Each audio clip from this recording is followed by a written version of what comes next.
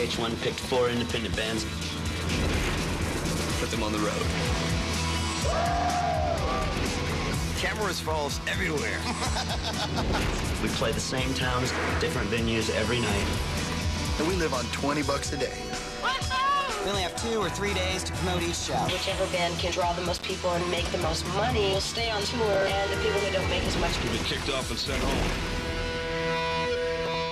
Previously on Bands on the Run. Welcome to Chicago, the first leg of Bands on the Run. Work hard because only 2 of the 4 bands standing here are going to finish the tour.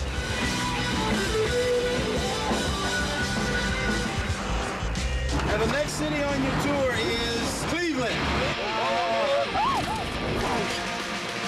Pittsburgh. Columbus, Ohio. You can't play the other party because you guys are already playing it. Yeah, we are. Well, you can't do that. Yeah, we can. That's not cool. Shut up! Shut up!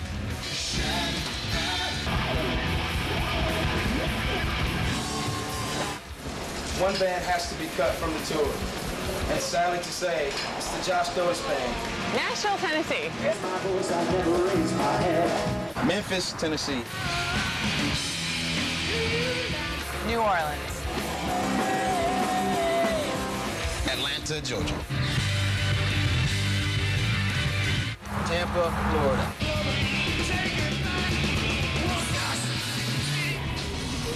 I'd like to thank Flicker Stick and Soulcracker for a great tour. And you're going to spend that last week in Miami. If we lose on Friday, corporate yuppie rock is going to continue to reign supreme. You guys are trying to do like a smear campaign on us before people even get a chance to see us. Okay, if y'all win because of the you're doing, do you think that's going to make you look good?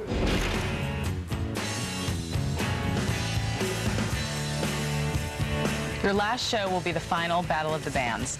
The entire audience will vote for the band that they like the best. As in the past, the audience will include a panel of independent voters recruited by VH1, and only audience members who have seen both bands will be allowed to vote. The winner will take the $5,000 purse offered by the Guitar Center. Unless Soulcracker can make $1,719 more than Flicker Stick, the winner of the Battle of the Bands will be the winner of Bands on the Run.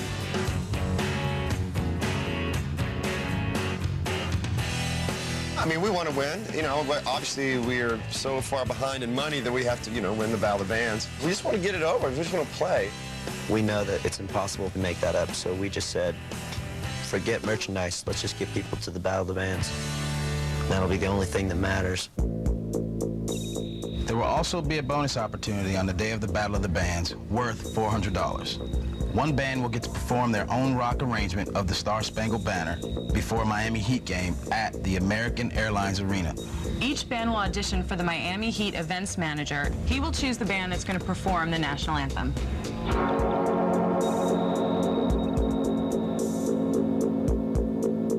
When we got the opportunity to audition the national anthem, I started getting really excited.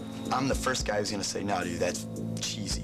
But you're singing the national anthem. I mean, like, some of the most famous performers in the world have sung the national anthem. Also, there will be one more bonus opportunity between now and then, which you guys will hear about tomorrow. They're going to try to win not just the Miami Heat Star Spangled Banner bonus opportunity, but there's another one. We'll try to win that too, just because we win everything. We want to win everything. We don't do anything to lose. Pick this up. I used to dream about singing the Star Spangled Banner. I used to be jealous of people when I would be at sporting events and they'd be singing it. Now's your big chance. Yeah. Wow, this could totally change it. If we won, I'd rather do it for Say, can plus sell 2,000 CDs a game, plus win the Battle of the Bands.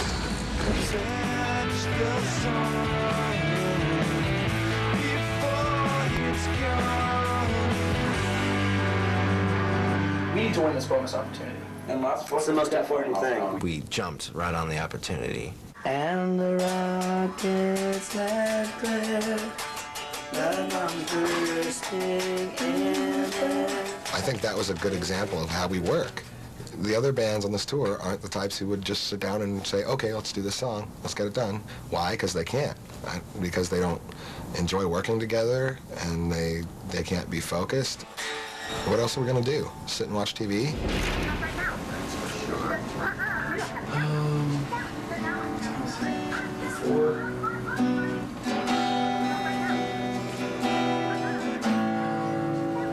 It was the last thing that I wanted to do, is have to sing that song as a solo. The rest of the guys really didn't give a f***. And the other half, the rest of the guys kind of wanted to be a part of it, but didn't really want to do the work. What's compared to the disaster? He asked if any of us wanted to go down, and we were like, you know, whatever, because we just decided we were going to stay upstairs. Rex, you staying? Yeah, okay. What's going on? I gotta go sing. It was disappointing that they didn't come and watch.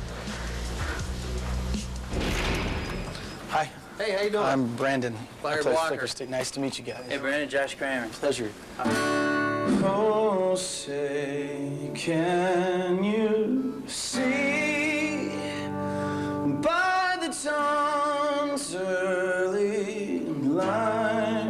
Everybody always thinks being the singer is so cool. You know, oh yeah, man, front man, dude, I want to be a singer in a band. You gotta always be the one that comes up with stuff where you gotta, you know, it's always you, crunch time.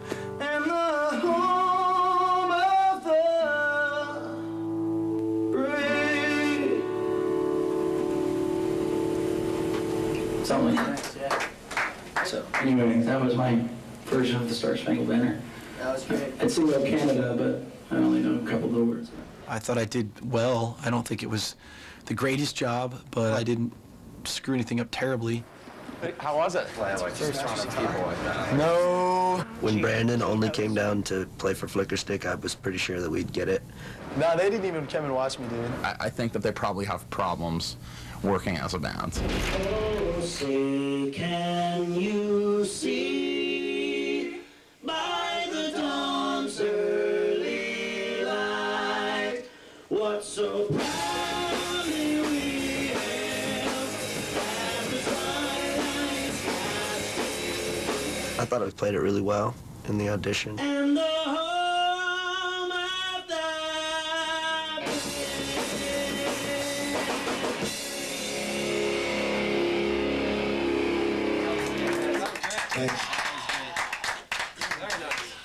To be completely honest with you guys, that's definitely one of the best renditions I've ever seen, and I've seen hundreds. That's cool, man. I'm actually very relieved. That'll just be amazing, you know? That's like a dream come true. It upsets me that Soul Cracker wins bonus opportunities a lot. Literally, the difference between their money and our money that they've made is mainly bonus. Let me tell you a story about bonus opportunities. They suck. They are pure shite. What does that have to do with rock and roll bands? That has nothing to do with it.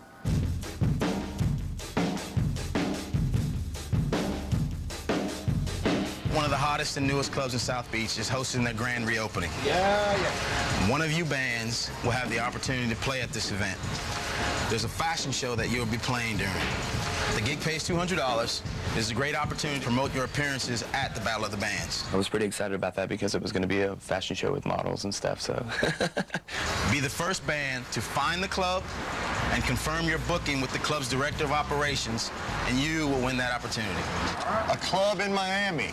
That narrows it down. Around here somewhere? Oh, no running. Dominic wanted to be around naked models, or models in general. He wanted to be our hot one. Dominic did not stop. I mean, Brandon and I, we were running, and our lungs were burning from the pain. And Dominic did not stop. He was gone. I've never seen Dominic run that far, ever. Run like the wind. So it's a club, it's a grand opening, it's having a fashion show and stuff. Do you know where that is? If you want any information, that will have all the flyers. Oh, great. I got it. You got it? Yeah. Got it. I think that's sound.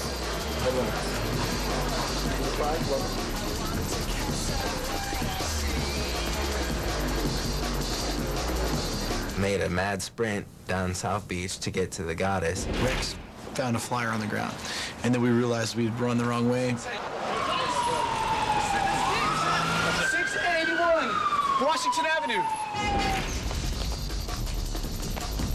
Hey, can we go to Goddess? 681 Washington Avenue. We have to go really fast.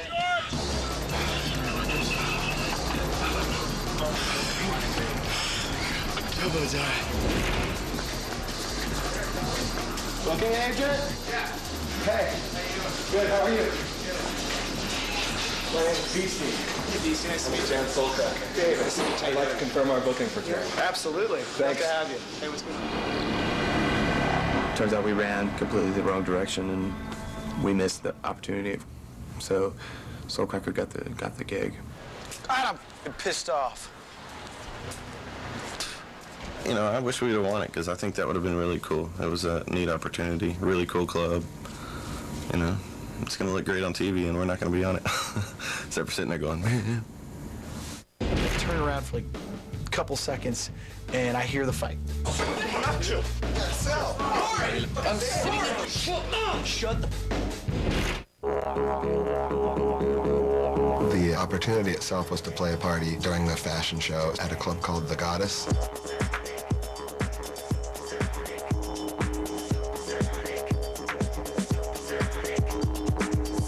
Dude, I'm sorry they won, but we got invited. We decided we were just gonna hang out and have a good time, you know, just hang out and enjoy the free drinks and the girls and whatever.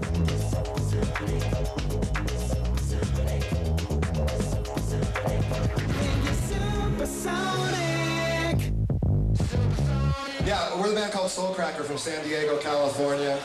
Really happy to be all the way out here. Want to let everybody here know we're playing a free show with our buddies Flicker Stick from Dallas, Texas. So Hey, now we're their buddies. Final show Friday night at the Culture Room, just down the road a piece. Lying next to you all night. I'm a jerk, leaving you all by yourself. So I can... I had a great time. Once I just relaxed and let it go.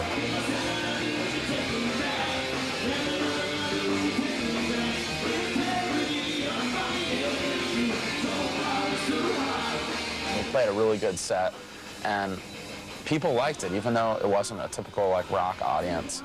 I think people there really enjoyed what we did. Thanks.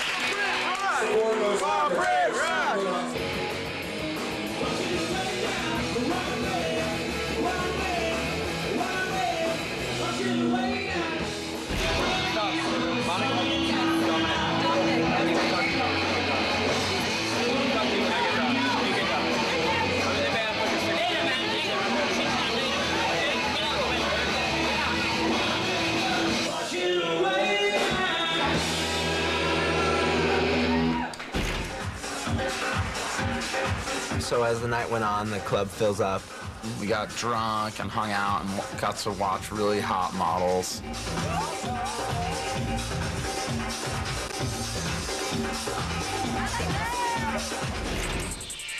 We decided that it would be a better idea to go to Fort Lauderdale to promote for the Battle of the Bands. Basically, picking up a show would just be to hopefully try to, you know, persuade some people to come out and vote for us.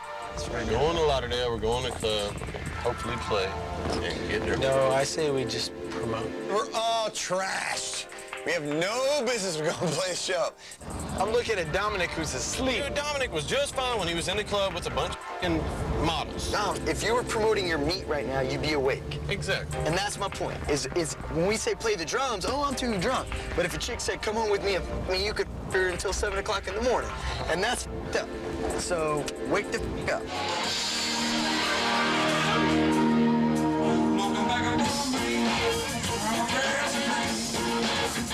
There was a band playing at this bar. They wanted us to get there and play, and of course at this point we've been drinking for a few hours. It really wasn't the smartest time to go play a show. We decided to try to set up and play. Our all the equipment that was on the stage was just crap. Tomorrow night we are playing a show at the Culture Room. We just want to ask for like 30 minutes of your attention. If you like what we do, buy a CD or come tomorrow night. So bear with us. Right up!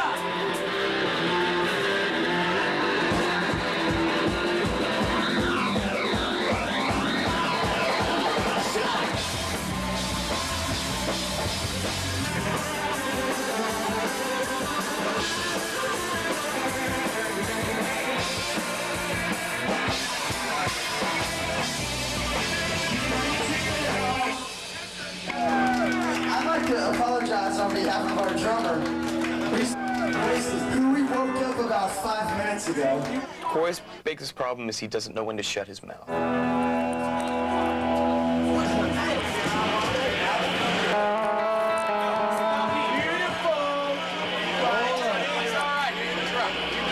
Dominic couldn't play anyway because he was drunk, besides the fact that the cymbals kept falling over every time he hit them.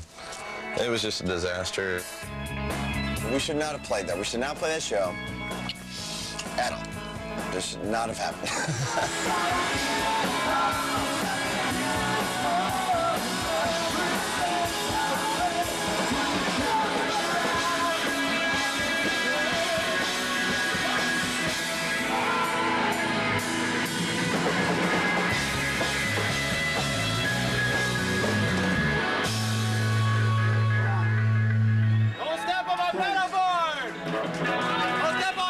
And we look like idiots.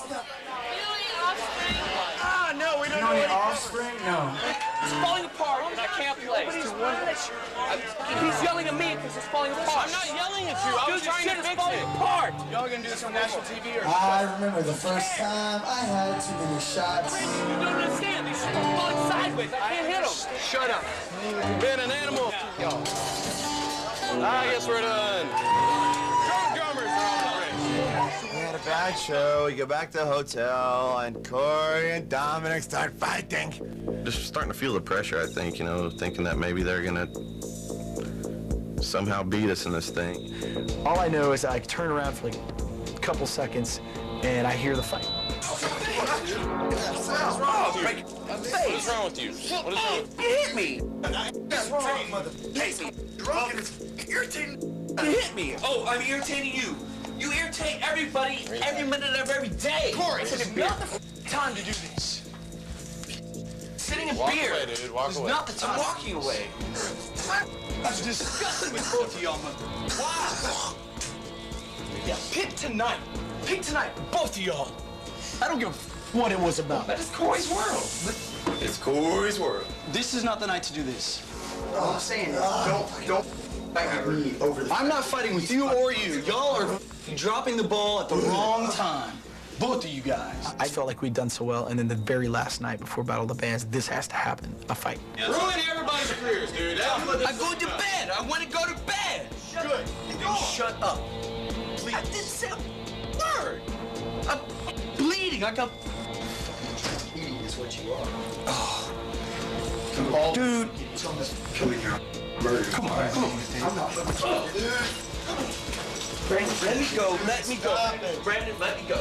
Let me go. Let me go. Shut up. Let me go. Shut the up. Let me go. You want to self-destruct? This is what they want. Dude, they want this. Come on, go in the other room. Come on, Dominic, come in. And that's what they want from you, too. I'm fine. You're both playing into the... You're not fine. You're both... Shut up. Go in there. Shut out of here. Let me out of here. Let me go to bed. Go. Would you shut up? Shut up and go. Make sure you shut up. Shut up and go. I will shut up. I was ready to go to bed. Shut up and go. He's told me to come in. Shut up. No, I'm in. Dom, let's go have a beer. This is ridiculous, dude. I'm so disappointed in you. Sure.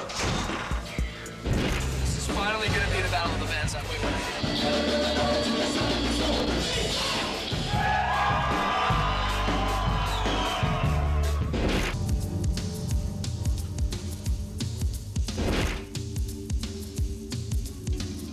I think right now, going into the final Battle of the Bands, Soulcracker is nervous, but we're unified.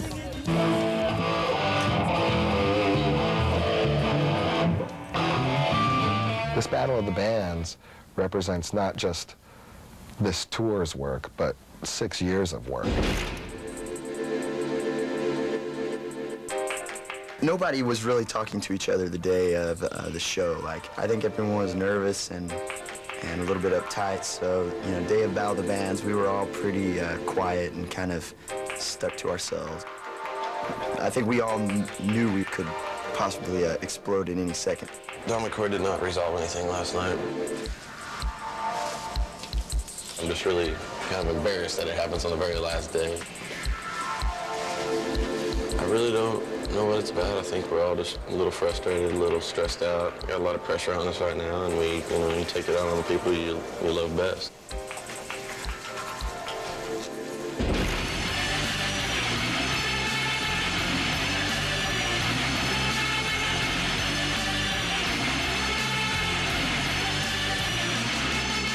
I can't think of a better bonus opportunity than to work with the national anthem. I don't think any member of any of the bands that have been on this tour have ever played for an audience that size.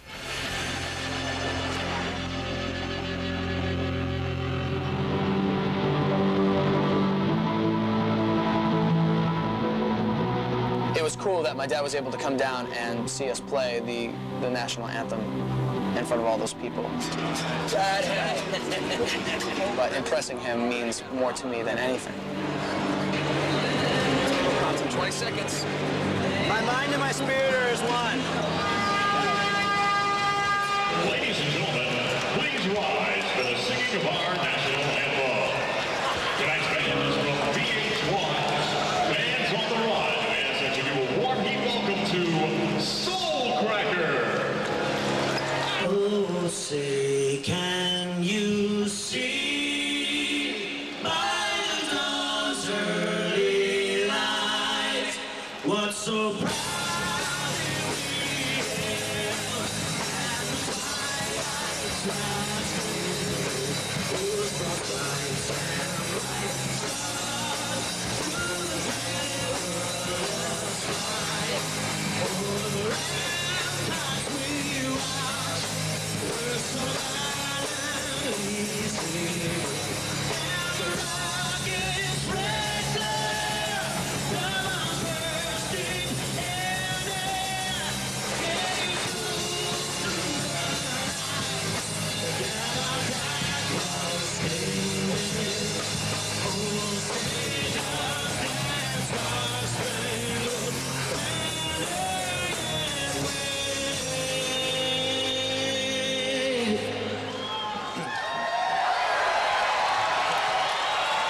Oh, the land of the free and the home of the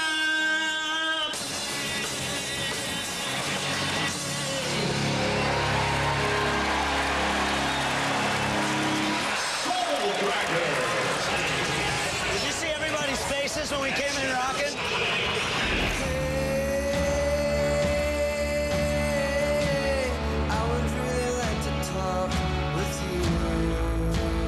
I knew that there was going to be no way that we could lose if it was not like Soul Cracker busting in people from all over that they've met and begging and pleading for them to vote, which is exactly what they did. Playing at the Warehouse the other night, I mean, was the best thing we could have done. Like, so many of the people and bands that we saw there have come out tonight. It's just kind of a last gasp, a last push, you know, to stack the cards in our favor again. The way Soul Cracker was acting out there, you know, standing in front of the club, trying to get to the judges before they got inside. I was just disgusted with that. I mean, is your music that bad where you have to stand outside and sway judges' votes? They think I'm cheating or something, so I can go inside. So I will talk to you guys later. It's really nice to meet you. What's your name again? Bob. I don't understand that. I don't think I ever will. To me, that's just low. I want to win the Battle of the Bands even more this time just because they've gone out and tried to talk to win. This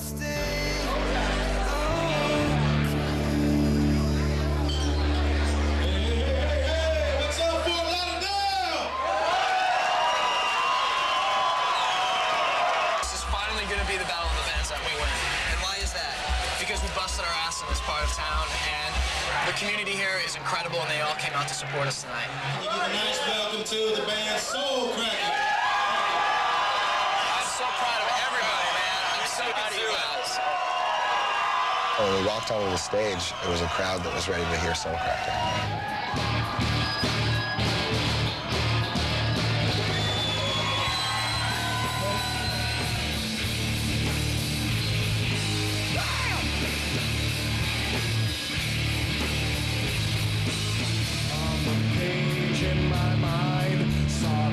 When sun won't shine, moon won't rise. There was chaos in the skies, and suffering is my best friend. Doesn't end, always wins. Never gonna know, never gonna know, never gonna know till it's out of control. Big down! We run my dream, but I'm not conditioned. So what I mean, take it for granted, dreading nothing matters and goes. Watch me rise up, we're going through a wild movement. Remember how to smile, money's a problem. You can take it back, it's one more heart attack.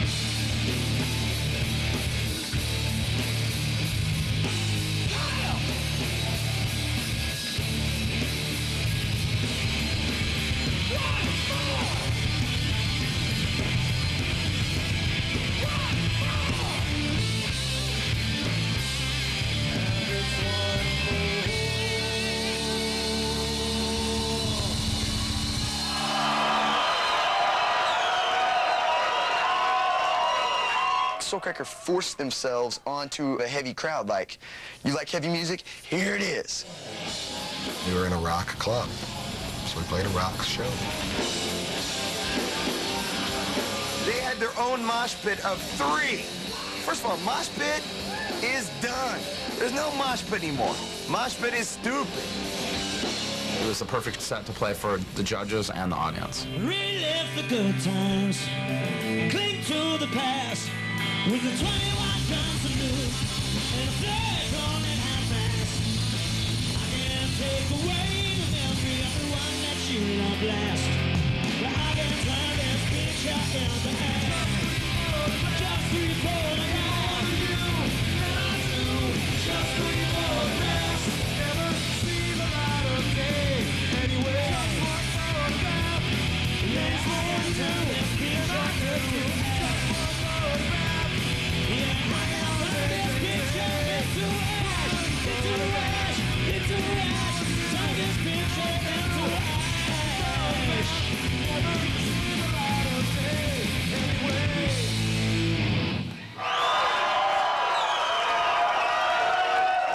This is the end of the Bands on the Run tour. We've had an amazing time on this. We just want to say seriously, this is by far the tightest community of musicians and fans of music and aggressive music that I've seen anywhere in the country. It's amazing. So we just want to say thank you to all those bands for welcoming us and your community.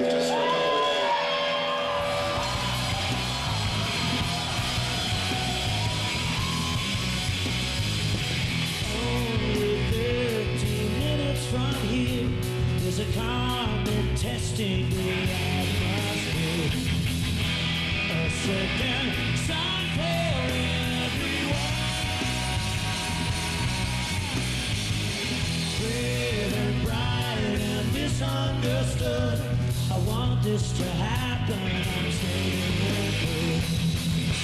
Now I can walk when I should run.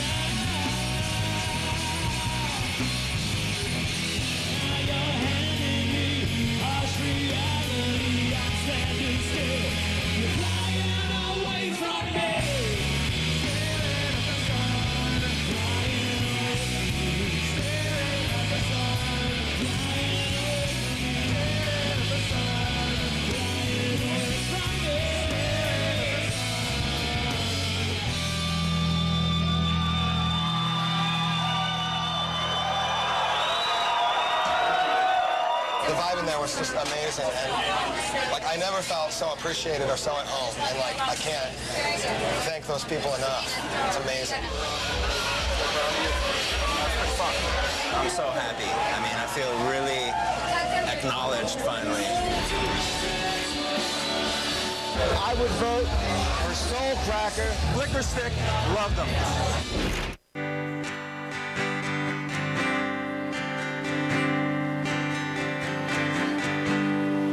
The ship is high and I don't know if they'll make it down. The crowd was treating us like a M80, and the crowd was treating Flickerstick like mild mozzarella cheese, you know what I mean?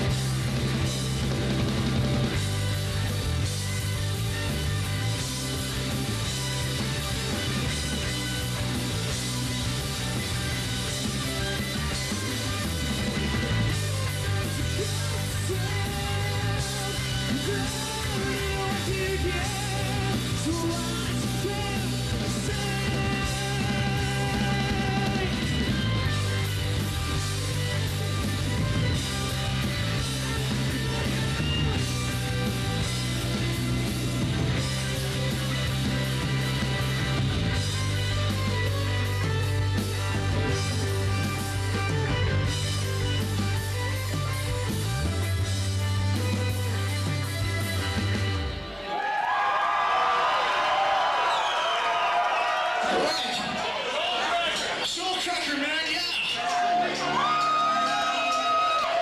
You got a lot of friends here, Soulcracker.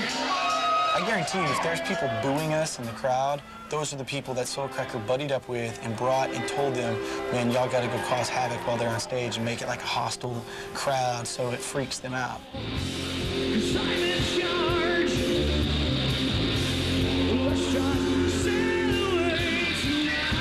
All 5 of us connect when we're on stage.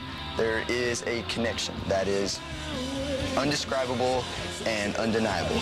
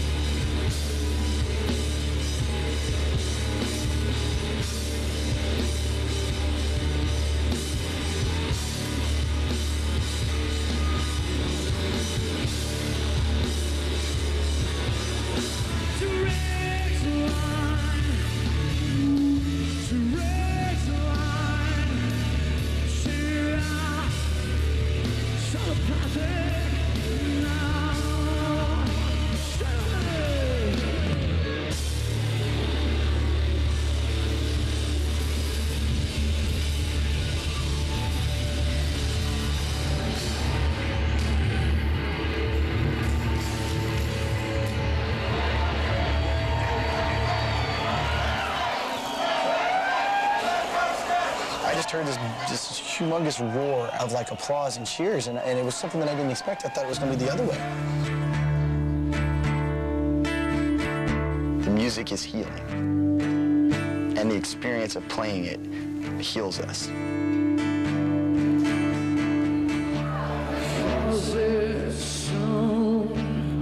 I can see you behind me. Counting on 12-step try. As if the consequence speak out loud.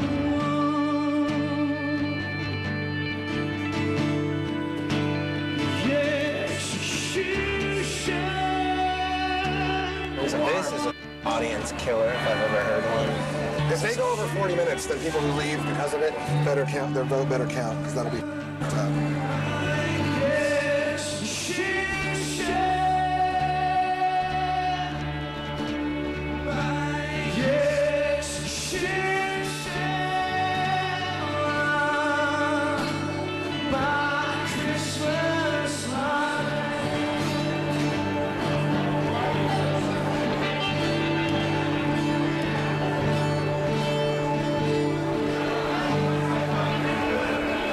Thank you.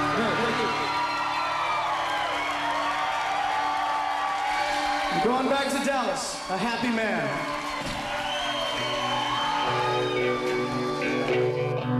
We did our last show and give everything we could, you know? I can't do any more than that.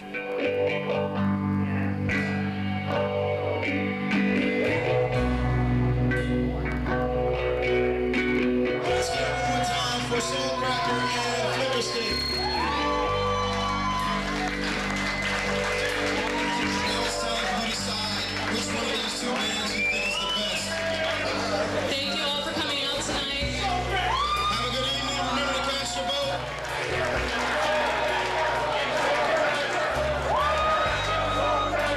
I really can't second guess the voters at all, you know.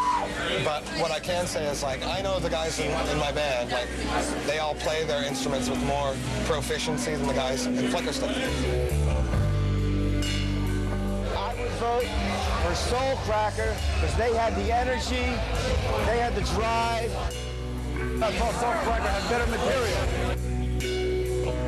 I'm so close to my bandmates right now. Dom and Corey, the boys who fought last night.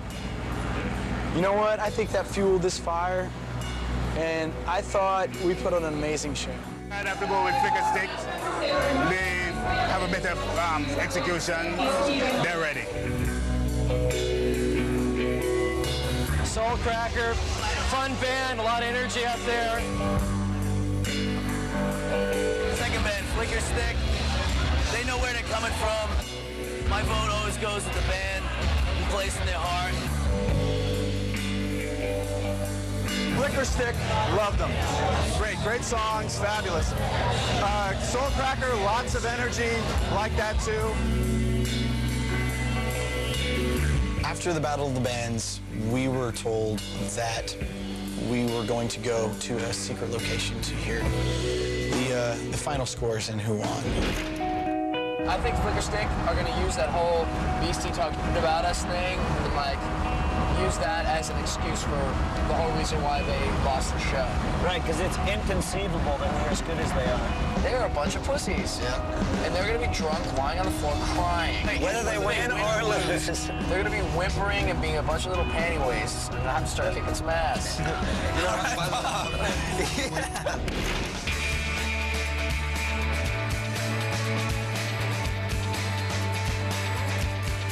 It's pretty surreal being out on that boat and in the middle of the bay here. That was kind of putting us all in kind of a cool mindset. You know, we're just kicking back. And pack it all in. Feeling a little bit like rock stars. The winner of the Battle of the Bands and Bands on the Run is... I went in and laid down on the bed at the bottom of the yacht. Right now, I am literally and emotionally drained beyond belief. And so I was just waiting to hear. The stress is, like, unbelievable. That was the longest couple hours of my life. I was just like, please, just tell me.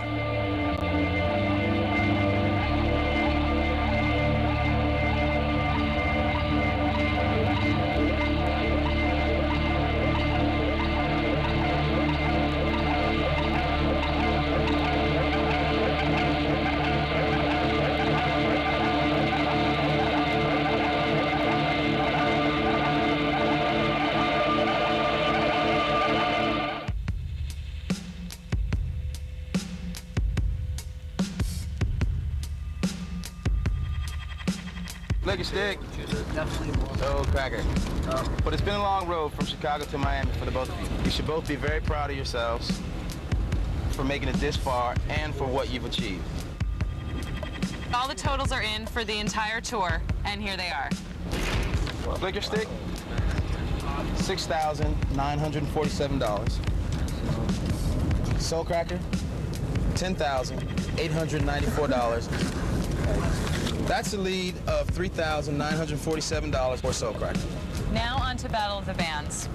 The Battle of the Bands has been scored by using a point system. The band with the most points wins the $5,000 prize provided by the Guitar Center. That $5,000 is added to your tour earnings. and it will be enough that whichever group wins the Battle of the Bands will be the winner of Bands on the Run. I was ready to be devastated if we lost this competition. I was ready to vomit and cry and poop my pants. Here's a reminder of the prizes that are here at stake. Equipment from the Guitar Center, a music video, an A&R showcase, and $50,000 in cash. And here are your scores from the final Battle of the Bands.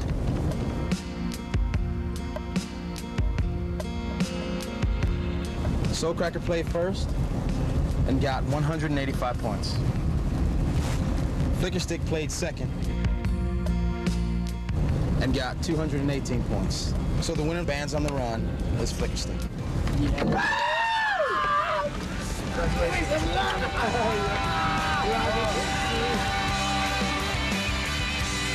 We never thought that we had a damn chance ever.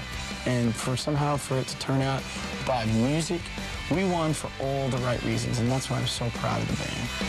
Good job.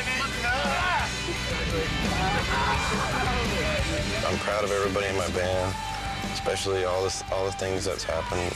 Corey and Dominic wanting to kill each other. We've all had our problems, so it makes it all worth it. I heard it, and finally the stress went away. And after a couple moments, after it really sank in, we lost this sucker, what I realized was the only way I would have been upset is if we hadn't done our absolute best.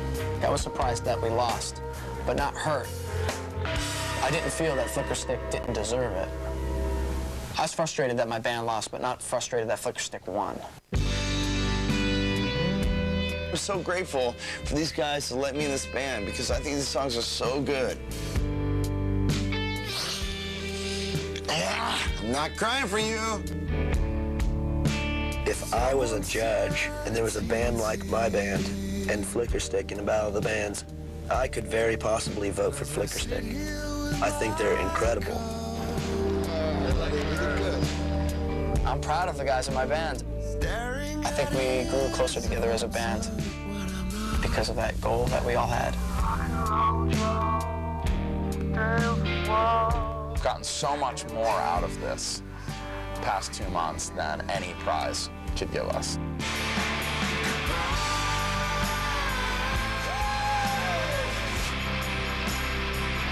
Okay, number one, how the hell did we get on this show in the first place? How are we still alive? We love our music because we just love the emotion that we put into it, but really sit back and think about all the steps that we've taken to get here. It's pretty awesome. This whole show 180, and I think that's why this show can have really good things about rock and roll, because only in rock and roll could something like this happen.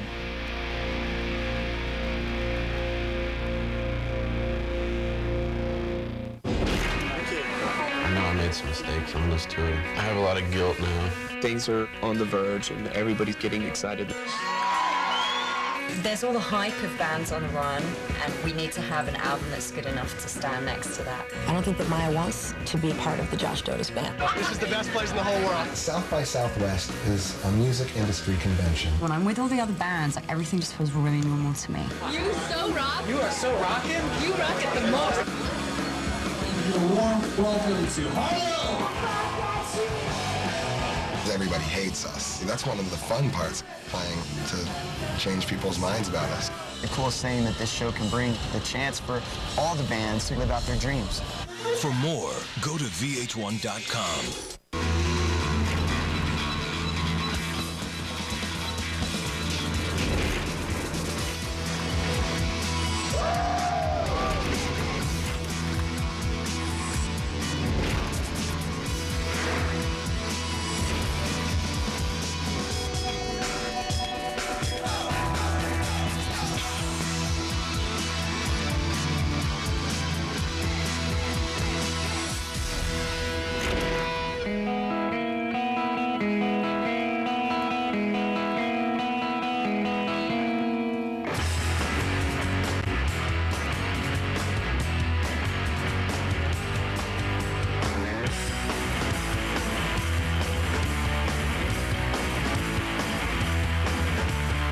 got everybody here.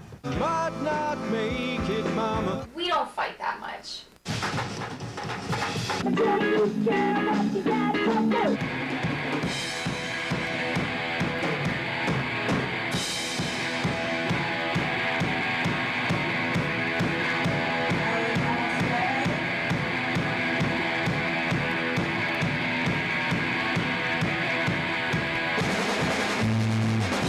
Okay, hello, we're Harlow.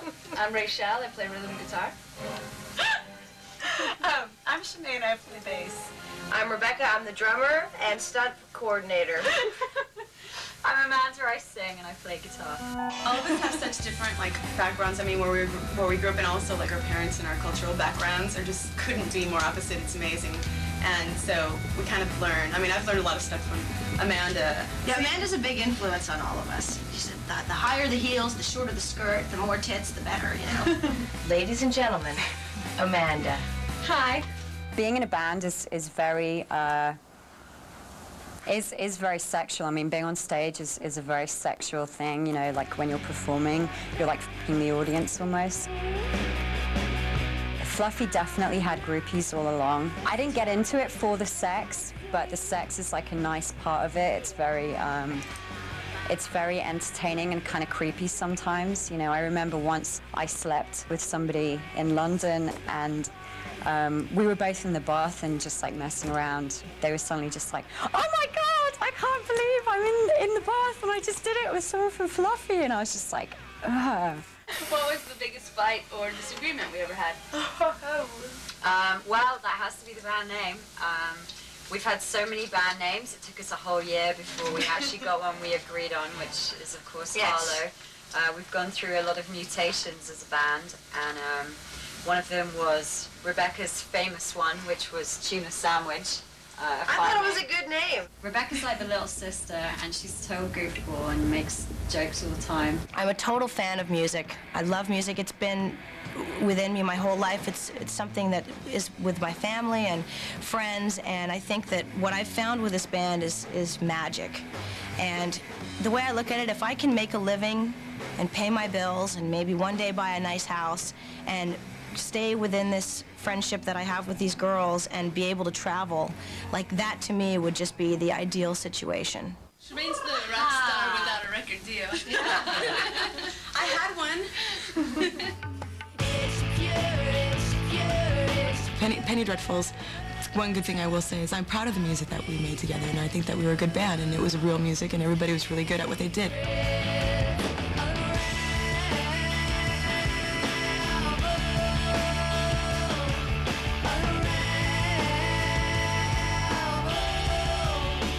But we did not love each other at the end of it, and if there is no relationships that work in the band, and then the music doesn't work, and the band doesn't work, and you have nothing. Rachel's tough. It's deceptive, man. She's tough. She's very quiet and pretty, but don't get her going because she's tough. Look at the face. Will you fight?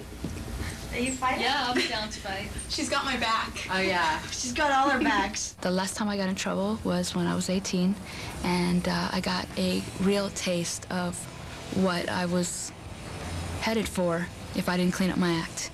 And that's when I decided I don't want this life. It was serious. It wasn't games, because I would go to detention center when you're a juvenile, and it'd be a joke. I'd run the place because of my attitude, you know. I'd make friends, I'd brawl, I'd steal, I'd get hooked up with the counselors, work in the kitchen, steal food, bring it back for the kids. They'd worship me, you know. I'd have some leeway. You do little things like that. But in the real world, when you turn 18, it's not like that.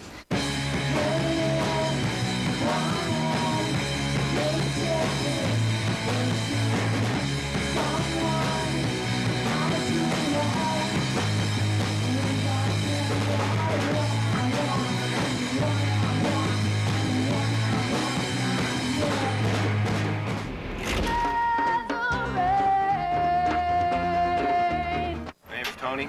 I play with my weasel a lot, and I also play the guitar.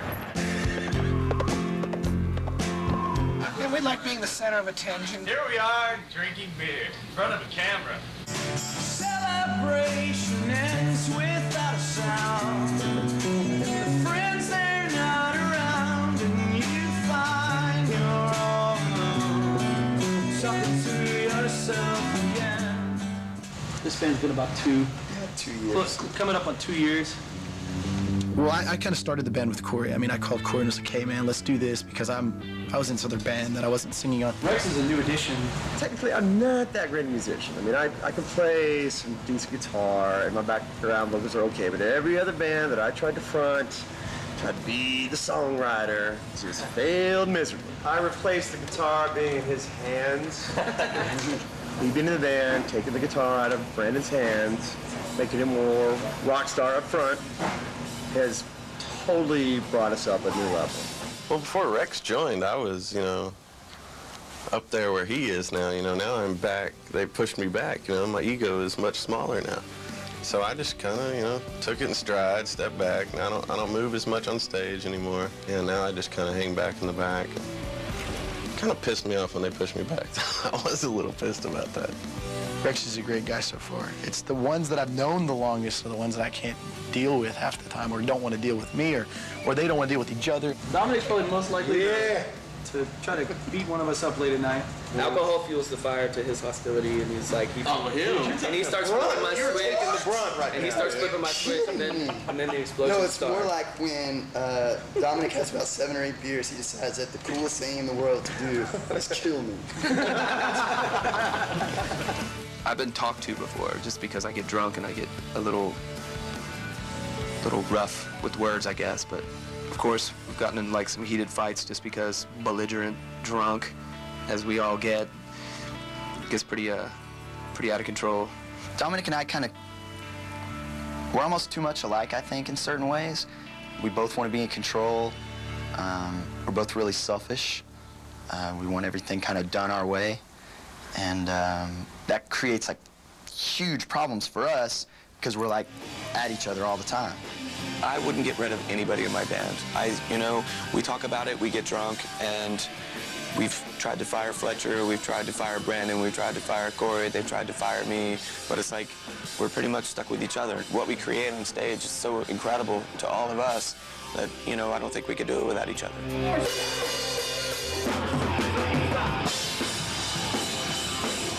I've been a performer all my life through my parents. They own dance studios.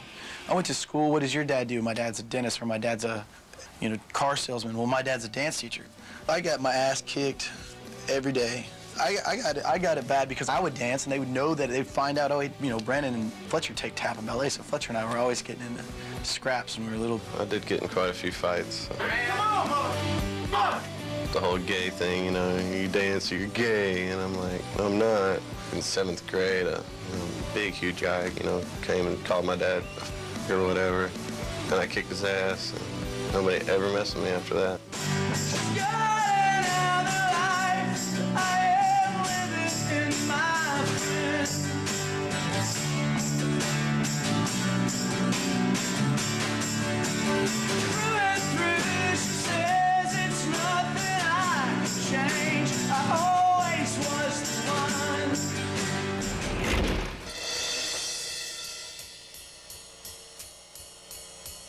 Bob and I were with 2 girls once, and that was fun. It was really weird, though. Bob was not at all what I thought he was like in the bedroom. He was like, you like that? Stuff like that, that I only see on Cinemax on Wednesday night. I guess 2 girls, being with 2 girls and lots of videotape. I did double team my boyfriend with my best friend in the beginning of our relationship. I was dating this girl, and after a show, she was just like picking out different girls that she wanted to come to the party with after. I don't remember much, but it was a blast. I know there's 4 naked girls the next morning, and I was going, oh. 2 girls and a guy. But it was only for a couple minutes, and it was all a bit of a blur. I just remember somebody grabbed a dildo, and I was out of there in a second. Bob and I switched places on 2 girls, and that was really funny. And then I had all the girls' clothes off, and we were making out, and all of a sudden she stopped me, and she sat up on the bed, and she goes, wait a minute. You're not Bob, are you? I can't even put into words what she's about. Mom, forgive me. I knew this wasn't the end of the road for me. The best part of Sex, Drugs, and Rock and Roll I'm gonna represent the drummer. The biggest lie. You want to know how this band got started? Whose answers suck now? Huh?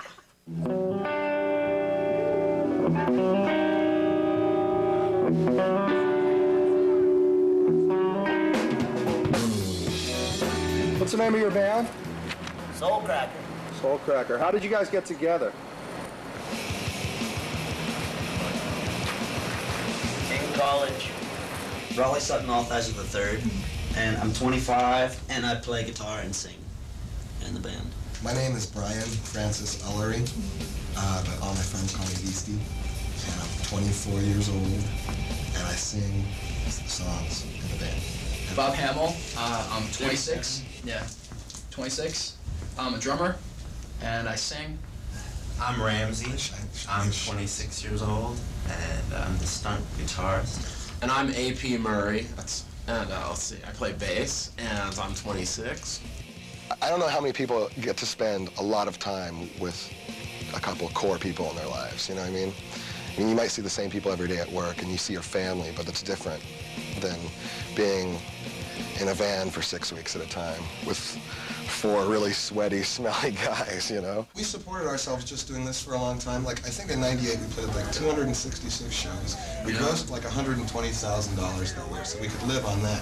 But in order to do that, you have to be on the road constantly. And you know you're going to make $1,000 a night on Friday and Saturday in one town, but since you're already on the road, you got to take any show, because even $20 is better than nothing when you're on the road. Like when we opened for Fishbone a couple times, you don't get paid for those shows except for maybe like a couple $100, but those are the ones that you, afterwards, you feel like, yeah, this is what I want to do. What's the biggest fight or disagreement you've had with your bandmates? We had a pretty big fight about drinking before we play, and whether or not that's a problem. And the only way they could work it out was to say nobody, no matter how in control you are, can't drink before you play. My birthday last year, when I only made it through 1.5 songs, and then apparently I'm told started just running around the stage playing random chords, and then passed out standing up on my mic stand like a tripod before I was put in the back of the truck and driven home. We wait to get wasted until after we've put on a good show. If that means you're squeaky clean, then we're squeaky clean, okay? But we've also banged more and drank more beer and pissed more blood than most people ever have.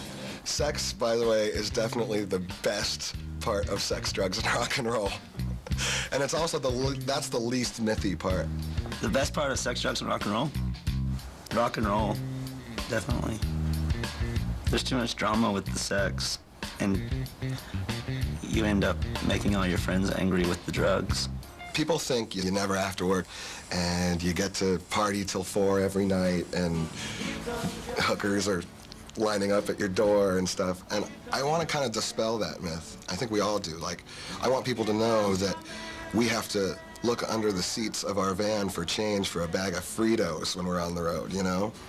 It's not glamorous, but it's fun as hell. Here comes your man. Here comes your man. Here comes your man. Here comes your man. Here comes your man.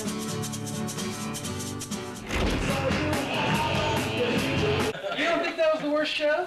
Are you kidding me? Because I love you.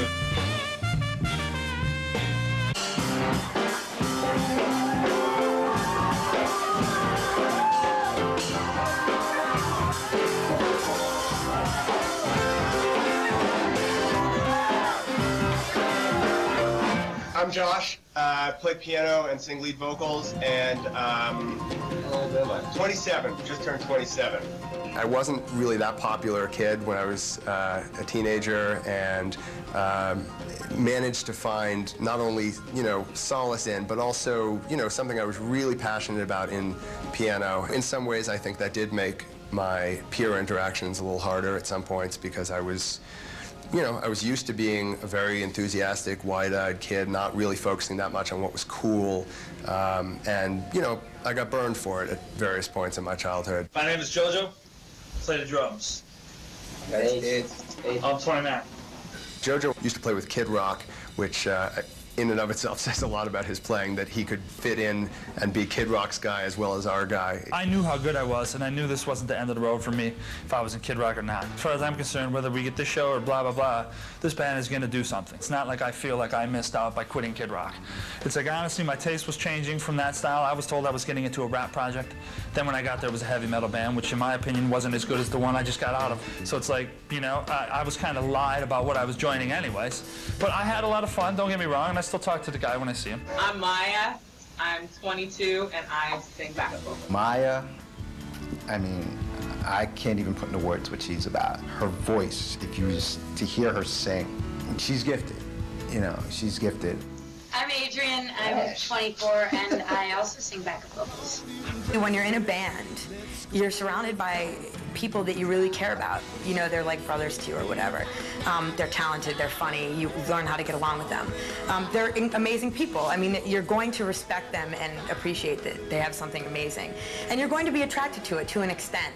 It's strictly just fun, flirtatious, but nothing that would ever take root, you know. Sorry, Josh. My name is Daryl. I am the grandfather of the band, well preserved at 38, and I'm the funky bass massage. Personality-wise and musically, I bring an air of stability, balance. And I say that first of all because I'm the oldest member of the band. I've been through some things that they haven't been through yet. I love Daryl because Daryl's a little bit older than everybody else in the band, so he just has a way of making what we think are huge deals not big deals. My folks, not so much my mom, but my dad has never really been into this musician thing because I quit college to like concentrate on doing this, so they weren't too happy about that. This is something that I've always wanted that they've never truly understood.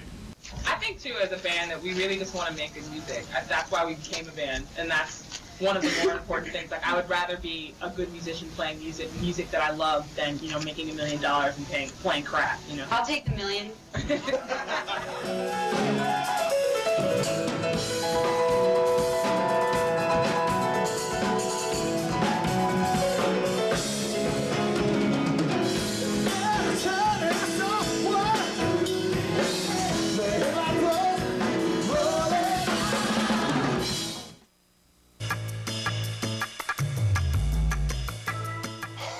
I haven't murdered anybody. I've been in trouble with the cops for like fights in bars and stuff like that, but you know, I've never like robbed a bank or anything. Oh God, Mom, forgive me. Once Bob and I and Beastie were firing a gun out of the car and got pulled over by 8 police cars on Cherry Road and thrown down in mud on the rain and handcuffed on our backs, with guns to our heads. This guy said he was going to shoot Beastie first because he kept looking back. Looks like a bazooka at this range, doesn't it, son? I went to jail about 3 weeks ago. I don't know why. I think there was Carr, there was me, drunk, there was police. I woke up in jail. I used to steal steaks and all this stuff from the Safeway on at least, you know, 3 times a week. Sutton and I would go in there, because it was we lived in this cold mountain town, so we just shoved steaks and cigarettes and cheese and everything down these huge jackets we'd wear. And the day I got caught, it was 2 packs of smokes and a flower for my girlfriend. She was waiting out in the car. Do people like, when they answer this question, do they say like murder and stuff? I mean, have you had this? We'd love to go on tour and be the band that wins. I'd sell my soul to the devil. I want us to really make it. I said 3 hours ago, my whole life I've wanted to be a famous rock star, and it's what I want.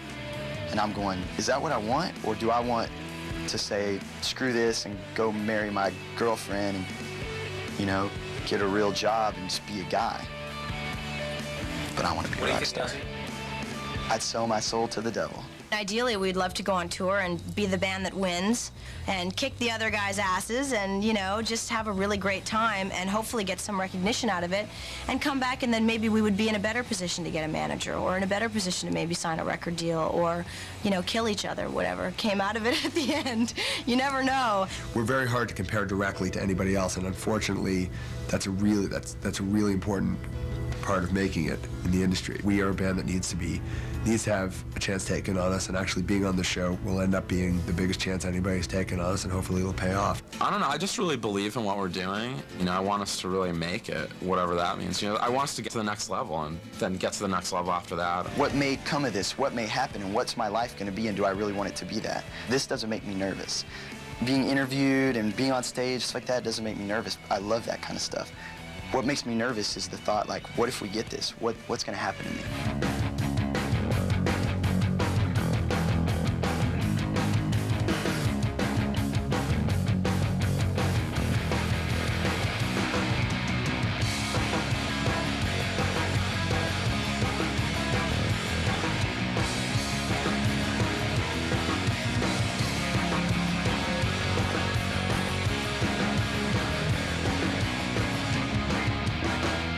For more, go to VH1.com.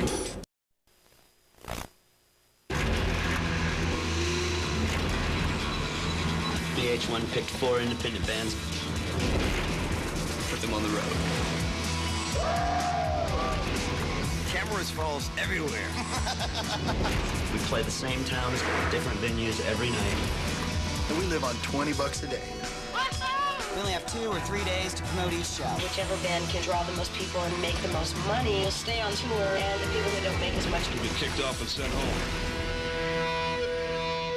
Previously on Bands on the Run. The winner of the Battle of the Bands and Bands on the Run is Flickerstick.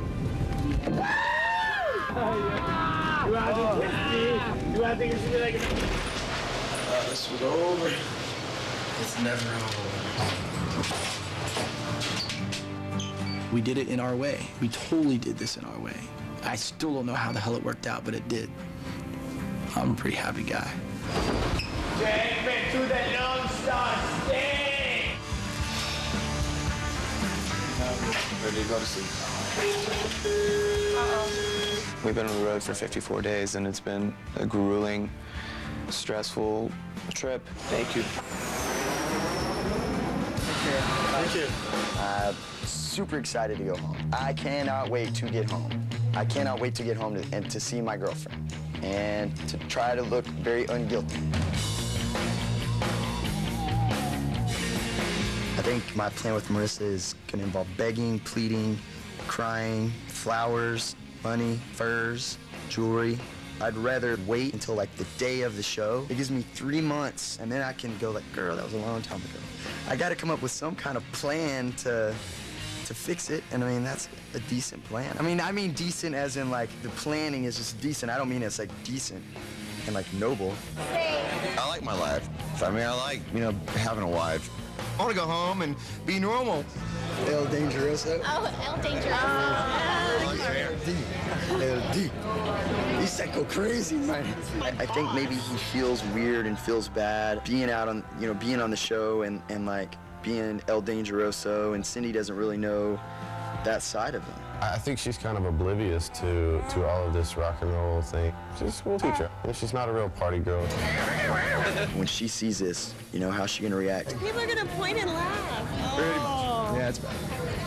We're gonna have to move. So it's almost kind of like his attitude right now is to kind of pull away and almost like really hide his feelings, from her. When we get signed or whatever, when we go, we start touring, and we're on the road all the time. I don't think that she understands that that's what we're gonna have to do from now on. You have to go just play and just be gone.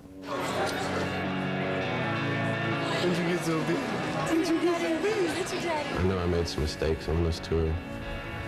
Trust me, I've been beating myself up about some things that happened on this tour, and I have a lot of guilt now. But hopefully everything will work itself out. People make mistakes, and I just hope I can be forgiven for whatever I might have done. Oh, he's a killer.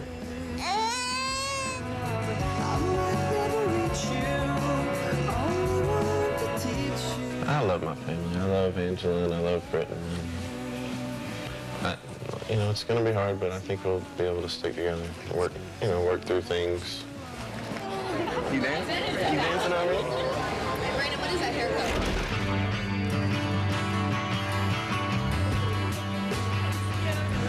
Bocce balls. I don't really care if we won or lost. I'm stoked that we got a chance to do all this. It's really cool. Well, we didn't lose, we just didn't win. How's that? We made it to the end.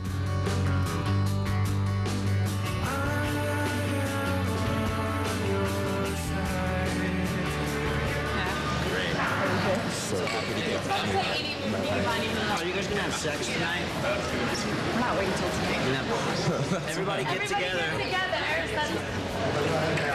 Are you guys friends? We're not friends. Family.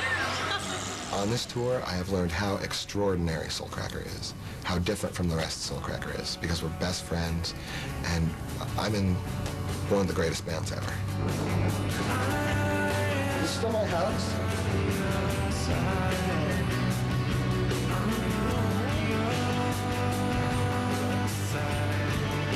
I'm not even thinking about Bands on the Run. Like, Bands on the Run is just a hat I have and nothing more right now.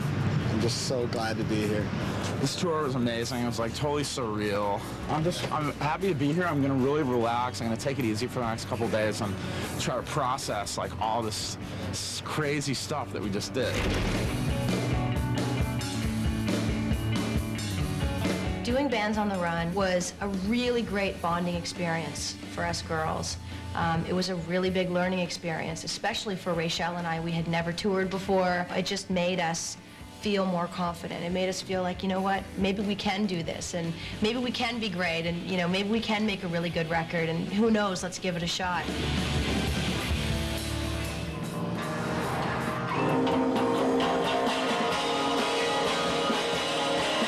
Today we are recording at Grandmaster Studios here in Hollywood. For the last 3 weeks, we've been locked in Harlow Land, we like to call it. We've all been living together, and we've just been writing tons and tons of new stuff. There's all the hype of Bands on the Run, and I think that, you know, we need to have an album that's good enough to stand next to that.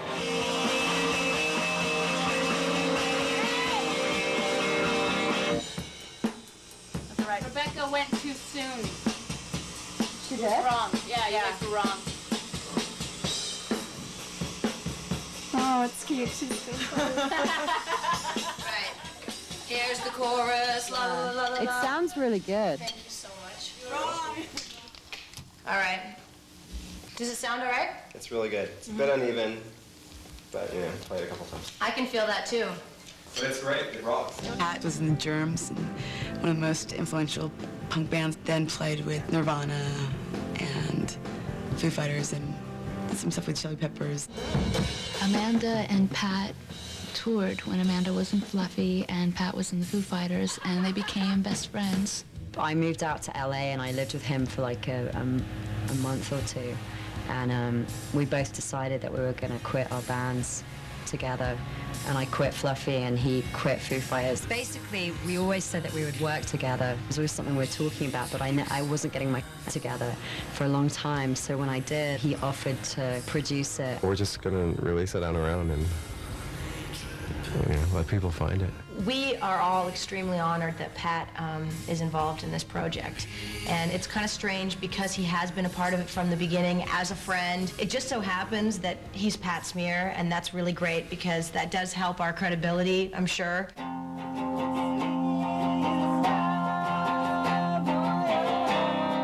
Before they went on tour, they were a different band than they are now. They play a lot better.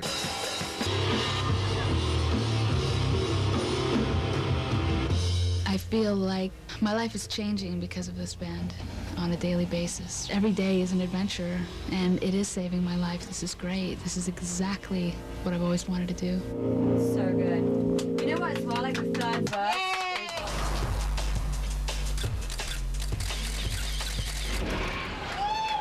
All right, you know what time it is. It's the Josh Stordis Band.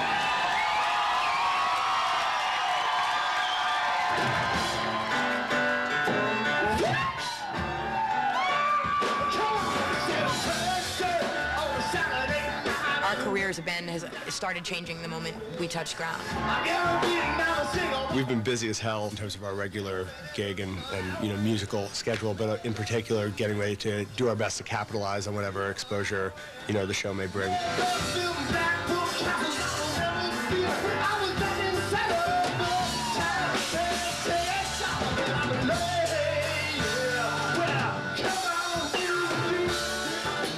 Lisa lives in LA. She just graduated from college, so she moved back home, and she's doing that normal thing that all kids do when they graduate from college. And she's definitely been interested in sort of pursuing more of her own stuff, and it's difficult to do that when you're a Josh bitch. To talk about it, but we flew Maya Sykes down here from Los Angeles. She was an unbelievable doll. We've been through a lot. I don't know that my absence takes a toll on the band so much because the band is really focused on furthering the band, and it always has been. And I kind of explained to them early on that I didn't want to be a full-time backup singer. I don't think that Maya wants to be part of the Josh Dotis band. I think it's really, really tough for her right now. Because she and Josh are really, really good friends, you know? We've all gotten really, really close just in the last couple months. This is the best place in the whole world. We love it here, as you can see. But then you turn and you say, I know I'm cool. I want to party.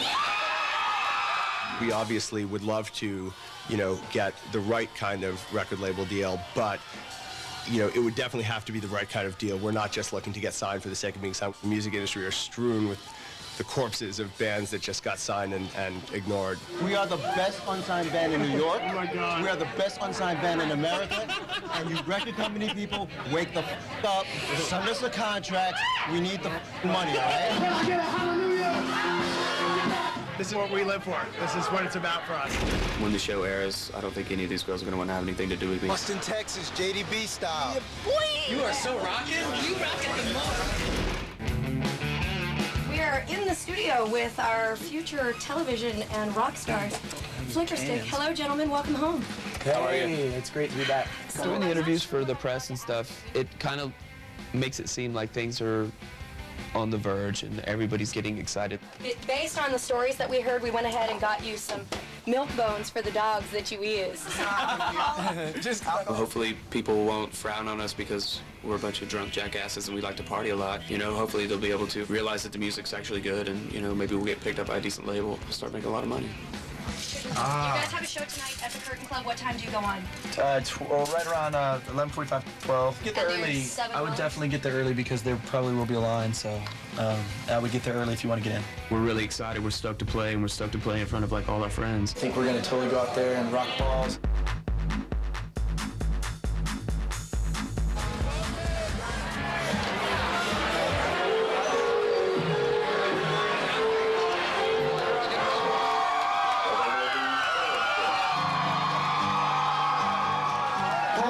Texas. This is the best welcoming home we've ever had. Thank you so much. There's close to 600 people packed in that place. Capacity is only like 500. We sold it out and then some. It's such a great feeling to play in front of your hometown crowd, people who know your songs. Brandon doesn't even have to sing sometimes, because people are singing the words, man. It's really cool. All right, here we go. Karaoke time. Just like when I sang, party to swing, receive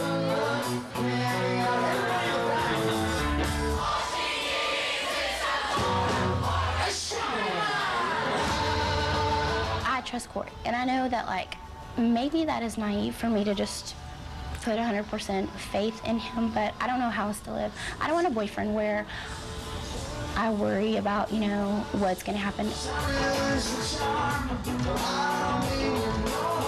I get sick every day thinking about, what I'm going to say to her, how I'm going to tell her what happened, and, explain it to her in a way that we're, hopefully she can, understand.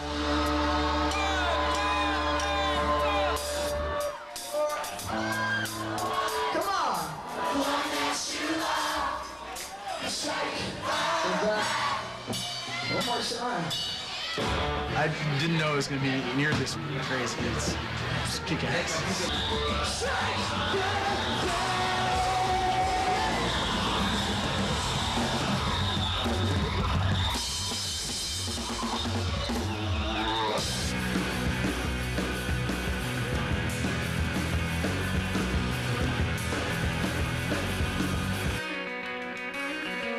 I've actually started seeing my ex-girlfriend again, Lisa. I'm kind of seeing this other girl as well, but, of course, neither one of them know of each other, so. But, you know, I mean, it's only for a short period of time anyways, just because when the show airs, I don't think any of these girls are going to want to have anything to do with me anyway, so I'm just going to bide my time, I guess. Rex and Cindy are the odd couple. El Dangeroso and El Divorcerosa. She is like me. She's normal, and she dates someone like you. I think I'm kind of in denial about his whole fame because I'm hoping that my life will be just the same. Might be naive of me, but I can't kind of think what I do is pretty separate from what he does. Normal people don't do these things.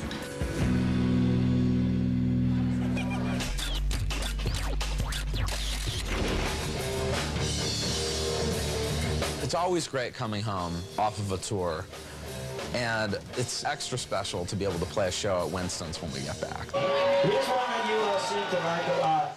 Don't, too far, too hard. People in San Diego like Soul Cracker. It's like our home court.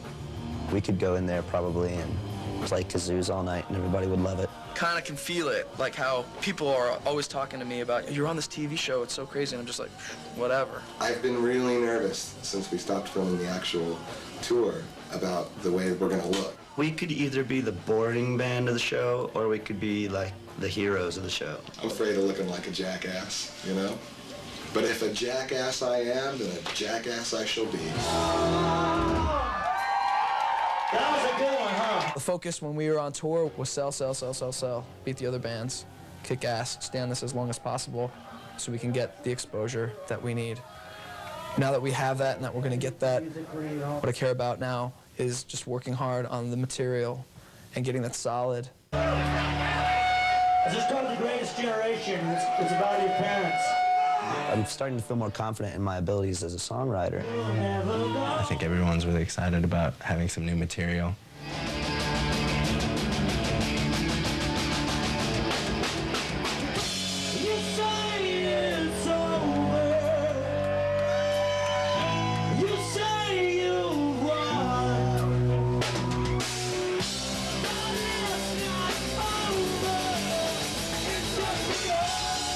Beastie's getting more confident, more comfortable in his role in his band. When we were following the advice of some Hollywood people trying to feature Sutton more, it fragmented the band in a way. We want to get back into keeping it 50-50 with me and Sutton, the way it always has.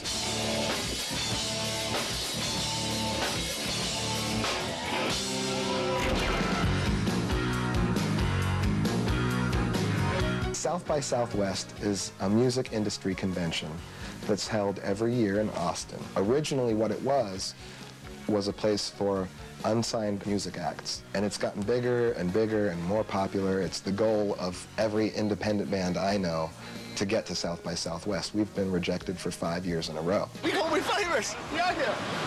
Austin, Texas, JDB style. Yeah, boy! We got to go to South by Southwest in Austin to play a show that was at Stubbs Barbecue. It was basically for kind of like a kickoff party of Bands on the Run, and all the bands got to go. It's like a showcase.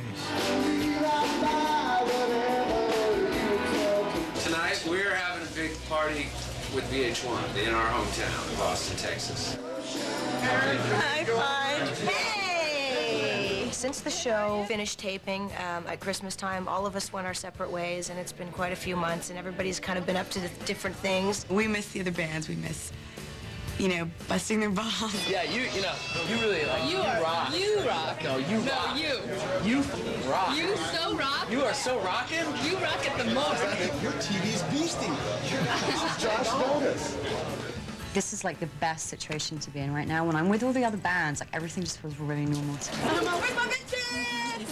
All of us are fucking freaking out, and it's okay to freak out, and it's okay to be really, really terrified right now. None of us know what is gonna happen, and you know, this is like a whole new feeling that we can't ask anybody about. Like, hey, what's this like when, you know, you're on TV every week in a reality show?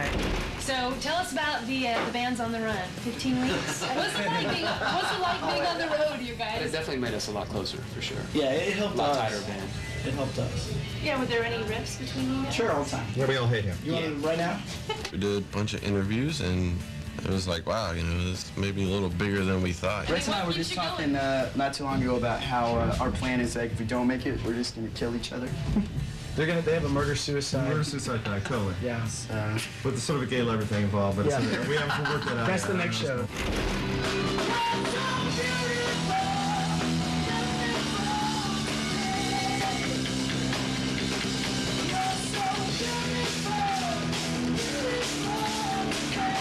I'm excited to play tonight. Playing with these bands with whom we've toured and competed against and with always makes me want to rock a little bit harder when I'm around them. So it's exciting.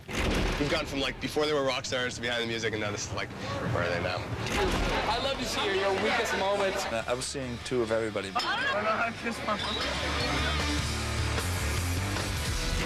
Josh Dillon from New York City. We're the first of 4 bands on the run. You're going to see here tonight with VH1. Talk about this. You gotta help me. Well, the hell am I supposed to do? Austin's a great city. It's very cool, you know. I dig it.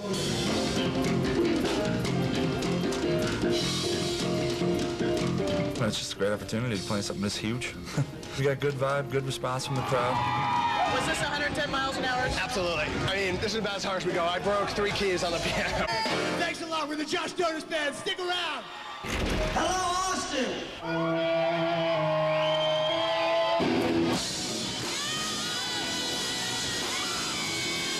I felt a big swell of pride getting on a South by Southwest stage because there was an immediate audience response to Soulcracker. Immediate.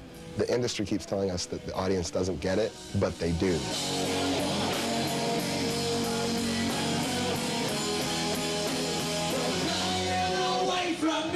You know, all those people hadn't heard us before, and they really liked us. Wow. Rock music's still popular here. Thanks a lot. Stick around for Harlow, Flicker Stick, and Fastball. We're Soulcracker. I think we're just spit over Flicker Stick, and so we just kind of decided that Soulcracker was our favorite new band.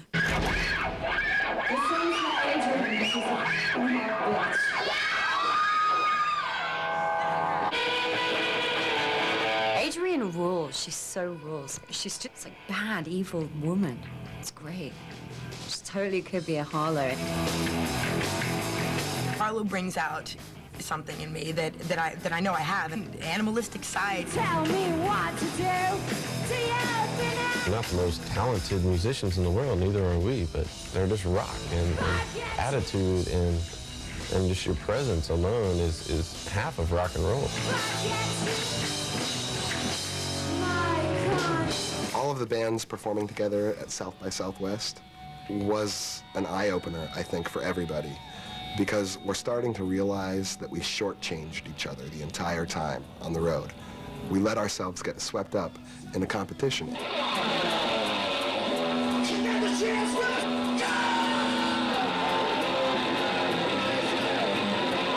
Rex is just Elvis. By far, the coolest one of Flicker Stick is Rex, and everyone knows it.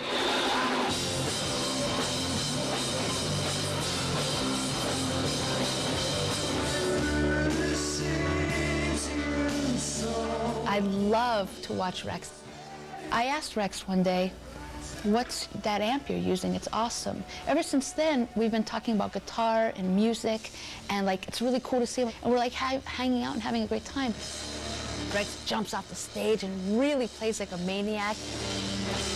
Flicker Stick really has they have the rock star thing. I would guess that Flicker Stick would be the sort of household name if there is one. That's my prediction.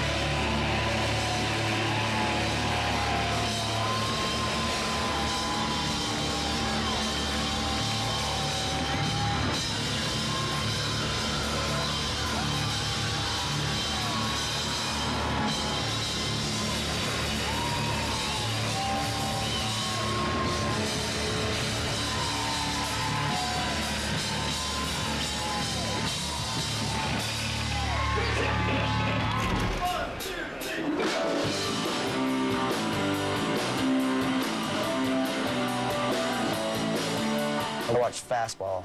That was great, because I love Fastball. These guys are so generic. We just proceeded to get drunk in the VIP tent, because we're very important people. Do you have any heroin? So I really need some heroin. What's that?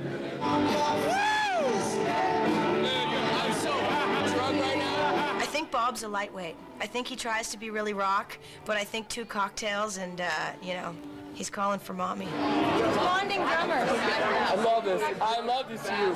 I love to see your weakest moments. I love being surrounded by these people. They're all really fun, and, you know, we know all their flaws now. And we accept and love them anyway. Is there something on my... These girls were trying to talk to me, and I was seeing 2 of everybody, man.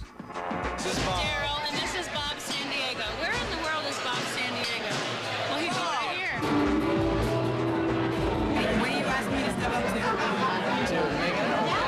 Bob and I were standing on the side of the stage at the end of the show, and he was so drunk. So you walked up to me and you asked me to make out with you. Yeah. Hey, you got a boyfriend? Okay. I don't have a boyfriend. Okay. I don't have a boyfriend. So you're not afraid to make out in front of the camera right now? I'm not afraid to make out in front of the camera. Okay. Thank you so much for coming. It's awesome seeing you. You are hysterical. Let me ask you a question. Can you like just randomly hook up with people that you don't know? I mean, no, kissing is not hooking up, by the way. Recreational making out. I mean, that would be like Bob's dream world. When I was in high school, I used to kiss my dad before I went to bed. Was that caught on camera? The point being is that I kissed my dad. Why can't I kiss, like, well, hey, wait, I got it right here. Why can't I kiss you? Wait, hold up. Kiss me like you kiss your dad. Right here. How do you kiss your dad? Good night, Dad. Oh, good night, son. You wanna know how I kiss my mom? You wanna know how I kiss my mom? Where are you going, Henny Penny, Turkey Lurkey, Goosey Loosey, Chicken Lickin'? I want to say that right now. Never, ever French kissed my mom. You did not kiss your mom like that. Absolutely not. He kissed his mom amazing. Hey, come here. Make out with me right now. I dare you! Oh, I dared her! He slipped out! It totally slipped out! She's gonna kill me! I had to kiss him. He was just so drunk and so cute, and like there was just so much random craziness there. It just had to happen. It was pretty shocking to see Bob and Adrian together, and they were going at it pretty good.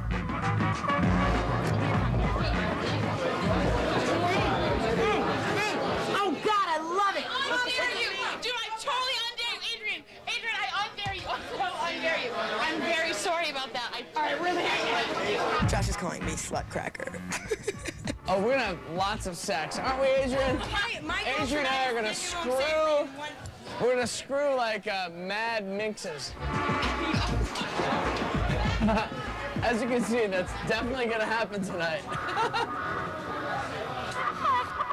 Where are you going, Henny Penny, Turkey Lurkey, Goosey Loosey, Chicken Lickin'? We came. We got some issues going on with a couple of the guys, right? So Fletcher having some personal problems, some women problems. Ever since I've come back from the tour, I've just had this guilt on my shoulders. And finally, I don't know, I guess it just all kind of boiled down a couple of days ago before we came out here to South by Southwest. And I just had to tell her, you know, I couldn't keep it inside anymore. And of course, her initial reaction was, you know, get out, you know, get the f out. And 5 minutes later, she was, you know, saying, well, you know, we should really try to keep our family together. Let's work it out. I just told her, let's take some time apart and let's think. Let's really think about what we want to do. Eventually, in the end, you know, if you're gonna be in a band and you're gonna be successful, until you're completely successful, it's gonna be virtually impossible to have a relationship because you're gonna have to do whatever you have to do to make it. Where's Rex? Nobody's seen him. All right, just chill. Chill yourself, dude. Rex was just really, really down, man. He was hyperventilating, babbling about stuff. Dude, you got stress right now, and it's all good. You should relax. Hit me, right? Cameras, dude. Just breathe and relax. Rex got totally freaked out at the show at Stubbs because Cindy showed up and he didn't know that she was gonna show up, and they had kind of, I guess, had an argument before he left to come. So seeing her was a really big shock. I sucked so much ass tonight. I just get scared for him because I think that he sometimes drinks when, like, it's like having a problem. It's like you drink when you know you shouldn't drink. Rex is total basket case. I think the guy is literally just, you know, in like a hurricane of confusion. It's like he's underwater and he doesn't know which way's up or down. If you don't have the passion, you know, it's like, why is it Passion there? lasts forever. I don't think people 50 years have had passion every you're day. right. No, you're totally right. You know, there's gonna be some strife because you're not around. I mean, the whole idea of like people being married is that you're in a relationship, or, you know, it's like, and so you have to be around each other and feed off each other. I want to feel passionate about somebody again, and I don't feel passionate about her. And It flows. I don't think it's that overwhelming, giddy feeling every day. right, but don't you want to feel that? Why do you get married then? Because that person is your partner. That Partner for, why do you need that partner? Why do you need it? I mean, that's my question. Why do you need that partner when you can, I still understand that. Somebody sometimes to hold on to things. I mean, she's holding down the home front. You're out doing this. Who would be doing that if you were out? There's no home front to hold down. Honestly, I don't her. I don't ever. He's gonna be gone a lot. And I can't say what he's thinking, but maybe he's thinking, I don't know if I can be faithful. I mean, that's what I think. The person that you are intrigued with, who is she? I mean, if you look at the big picture thing, is she gonna be the girl that sticks by you when you want to do this? Is she gonna be the girl that sticks by you? You know what I'm saying? That's what love means to me. I just miss being in love again. We hurt till you're in love with somebody. I'm feeling up and feeling down. She out there at all? Oh, Cindy? Which one, Rachel? I don't know who you're talking about. Probably need therapy. Come on, bring it on. Come on. Bring the therapy on. My car is right there, dude. Right there. 3 cars. 3 cars. 3 cars. Rex is insane, completely and utterly insane. That's the only way to describe him. I think it's just getting worse and worse. Porn was a pretty big dig. I cannot lie. Dig like, come on, somebody's gonna help me. Somebody's gonna help me out. Should we talk about Rachel? No, we should. It's excellent to see all the footage. I hate Dominic. I hate. Here we go.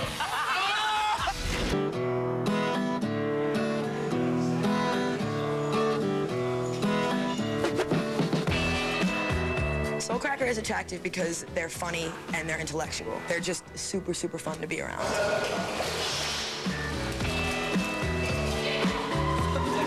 I know, I was such a good boy on tour, wasn't I? I don't know. I didn't see anything. I didn't do anything. Yeah, I was always kind of afraid that we were too boring, you know what I mean? That's the Josh Doty. Because I didn't like any chicks or do any drugs. Neither did I, and you know what? I regret every second of it. I waddled by Bob in the pool, pointing down through the water. And then he took out his nuts and he started going up to the surface. And every time the nuts would come up like a porpoise to the surface of the water, he would go, whoa, whoa, whoa.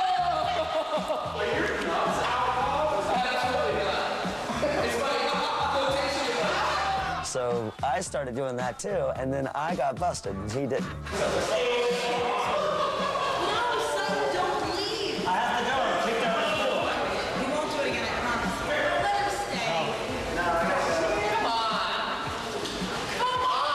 You're like pool security. It's your job to see people's nuts if they show them. No, this is nuts, but I gotta go. No, it's nuts. It was definitely comedy. Reaction, man, reaction.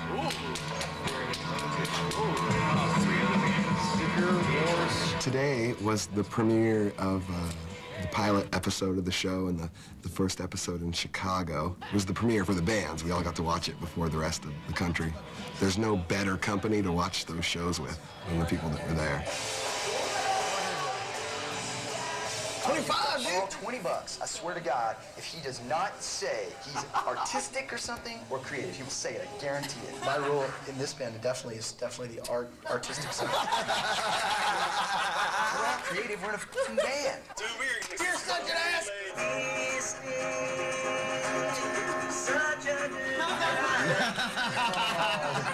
It's excellent to see all the footage and kind of relive what we did and see everybody's face on TV.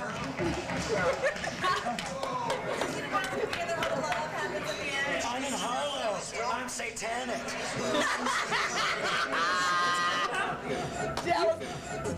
Jealous bitch. Finally, we all can come together and really, we are the only people that can understand how each other are feeling right now. At 2 o'clock in the morning, I hate Dominic. Hate him. I mean it with love, man. When he said how much he hated me, it really kind of shocked me right off the bat. I was definitely hurt when he said that. I'm Dominic Greer. I do what I want to do, and if you don't like it, that's what he says. Every night he says that. The Flicker Stick seemed a bit traumatized by the whole thing because I guess a lot of it happened when they were drunk and maybe they don't have a lot of memory of it. In my opinion, he bought himself a one-way ticket. You're all the way over there. Out of my friend life forever. We'd have to go for a week or so. It absolutely blew me away how much Corey talked about Dominic. They can do that with each other, and it's okay. It would not be okay for us. Yeah, I want to break up now. You know, if this was real world, if you hate somebody on the show, I hate you, say all the you want, because you know what? You ain't gonna see him anymore. And if you do, you definitely don't have to go on a bus with him. You know? So that's the difference. I mean, we have to continue to work and be an extremely tight unit. No, keep show some. Dude, you're so fired, dude. You're so fired. Show something funny, he'll forget. Aren't you? Tits. We really wanted to win. We instantly started flying because we just really wanted a lot of people at our show. I think Soulcracker comes over as the super overachievers of the show for sure. They work their asses off. The only way they could have gotten him was on a ladder.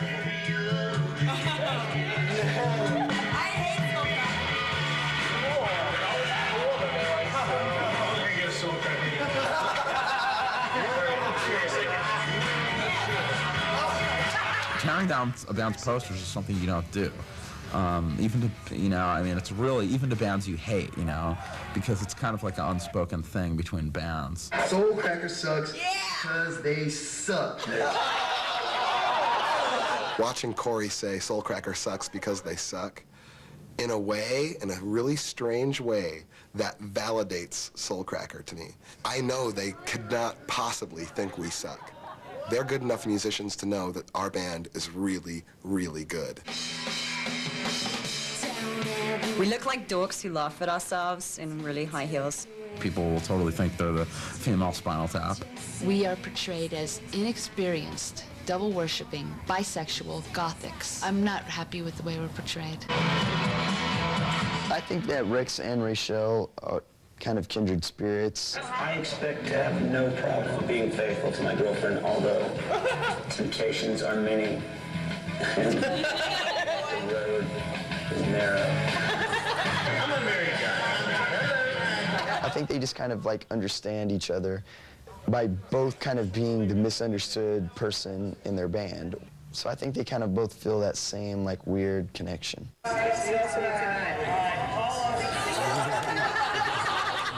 So gonna tag that one. Dude.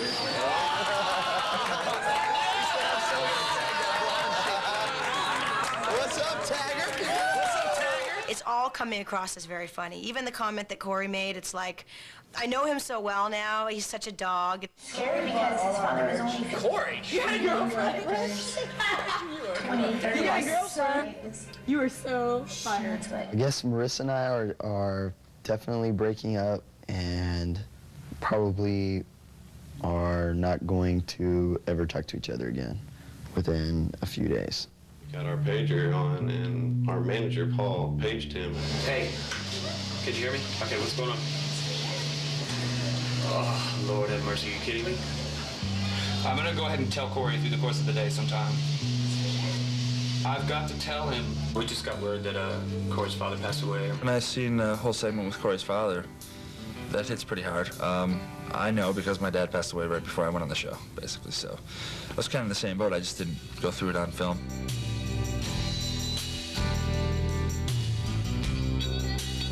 My memory of it is so vivid because I have relived it so many times. And, you know, to be totally honest, I think the one thing that saves me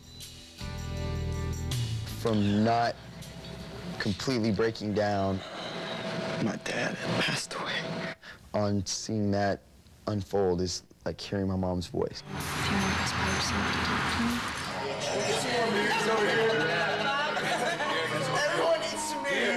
Welcome to Chicago, the first leg of Bands on the Run. We've added a fourth band, and I'd like you all to welcome the Josh Dotis Band. After watching the other guys, we're kind of too mellow. You know, I thought we were kind of mellow. The D in JDB does not stand for drama.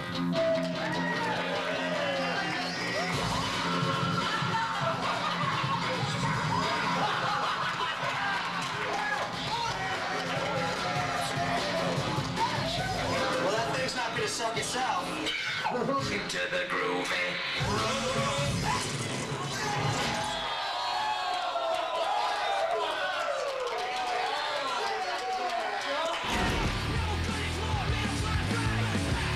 But then vagina, you're going. That's great. Yeah, no.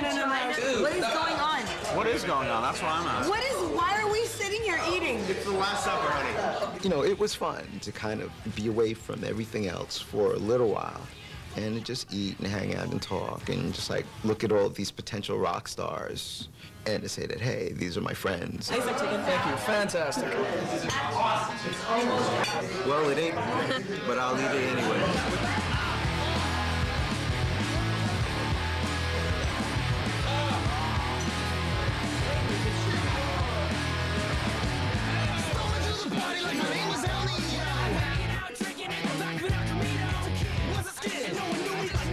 This is Switzerland over here.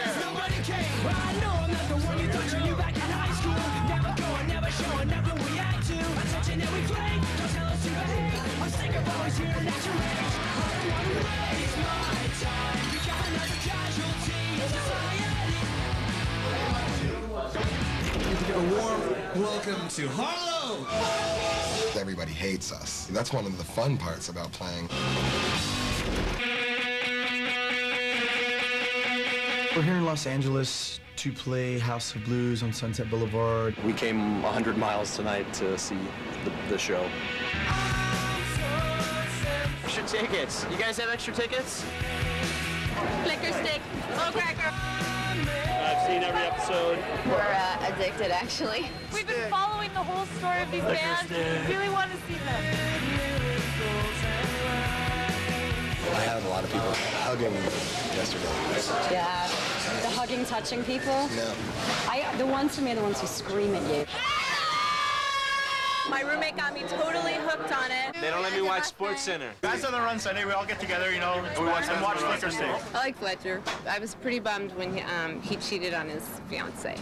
You know, when I'm on the road, they'll come up to me and go, so tell me, you know, how'd it work out? Are you and Angela still together? You know, it really sucks. And I'll be like, yeah, you know, we're working it out. And they're like, oh, I'm so happy. That's wonderful.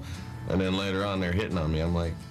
We've been touring the last 3 or 4 weeks. It has just been crazy, like the response. And they feel like they know us because they've seen us on the show. And Like every day we'll joke around with the, shut up, shut up, shut up, shut the f up. I go on stage in Columbus and people are just screaming El Dangeroso. El Dangeroso!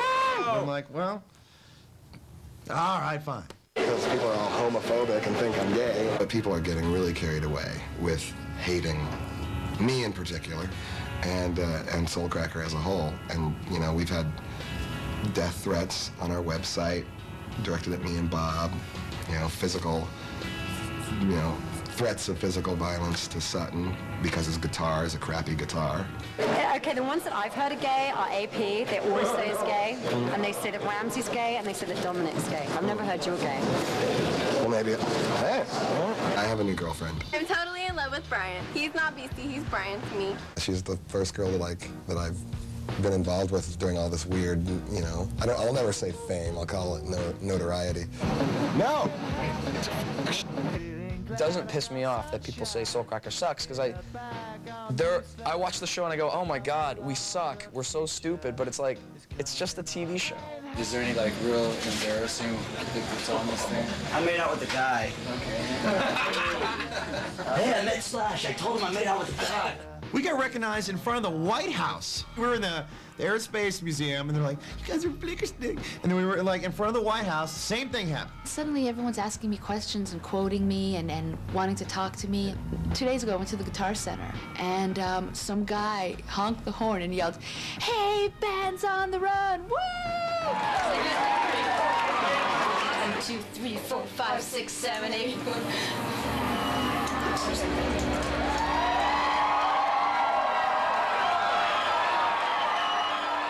This is the final countdown for the last 5 shows of Bands on the Run on VH1. There's 3 bands in the running, and the first of them is coming on right now. I want you to give a warm welcome to Harlow! We're Harlow, and this is my cunt.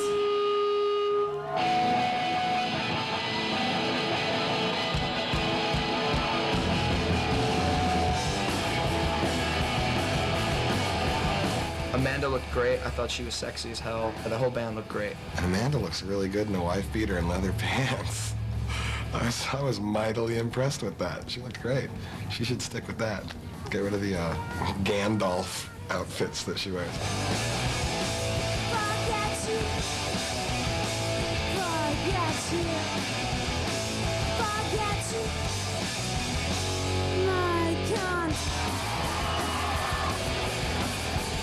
They're musicians, they're on stage and rocking, but I don't know, there's only so much you can do with 2 power chords. But who cares?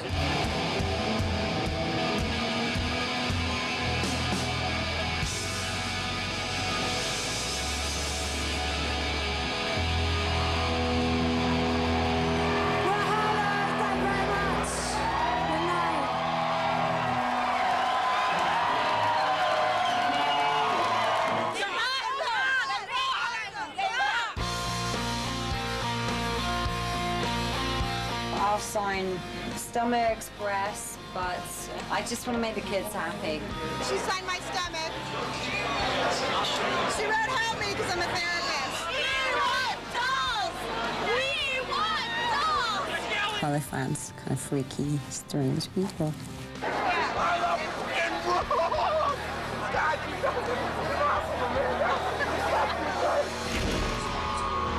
Hey guys, I'm Matthew Sweet. I'm here to announce from San Diego, my favorites, Soulcracker. Say you'll never go away. Lie to me, tell me that you'll stay. When they come to see us, I think they're really not getting what they expected, and that's good, because everybody hates us. That's one of the fun parts about playing now is to kind of change people's minds about us.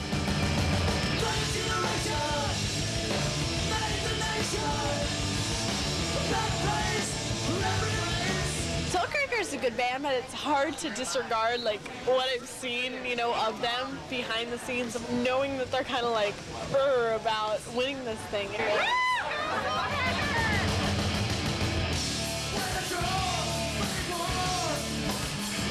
Soulcracker's performance on stage is, oh man, lit it up tonight.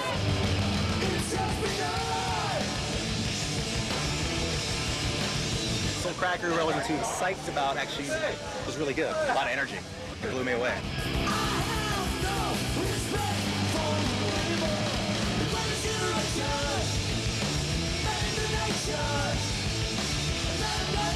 Soulcracker is my favorite band. They're rad. They're so good. And everyone else loves Slicker Stick, but not me.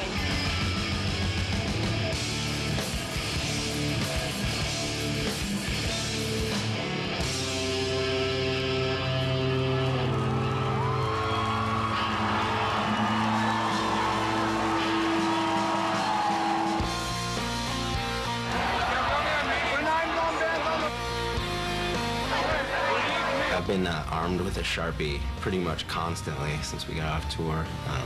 Signed a lot of different things. Ticket stubs, the obligatory breast once in a while.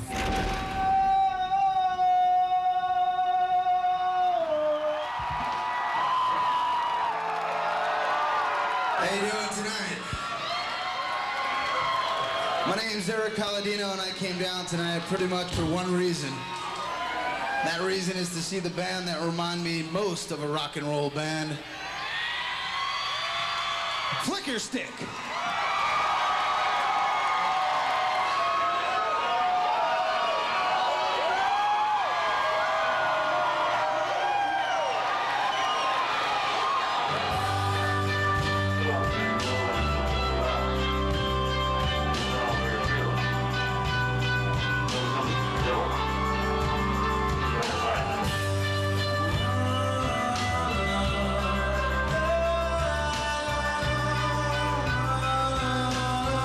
The crowd at the House of Blues was really, really amped up on Flicker Stick.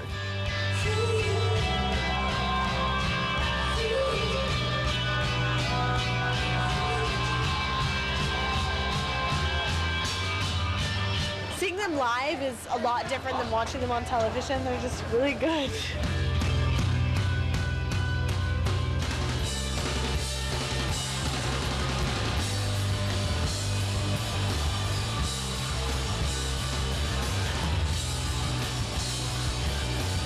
All of us were floored by the response. I mean, it was just like this roar.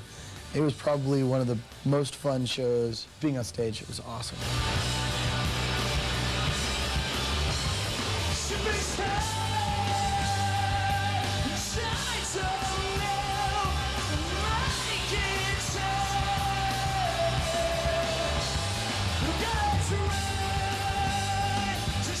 Really be like going and playing a football game, and then everybody starts cheering for you when you're the visiting team. And it's like, that's how we felt.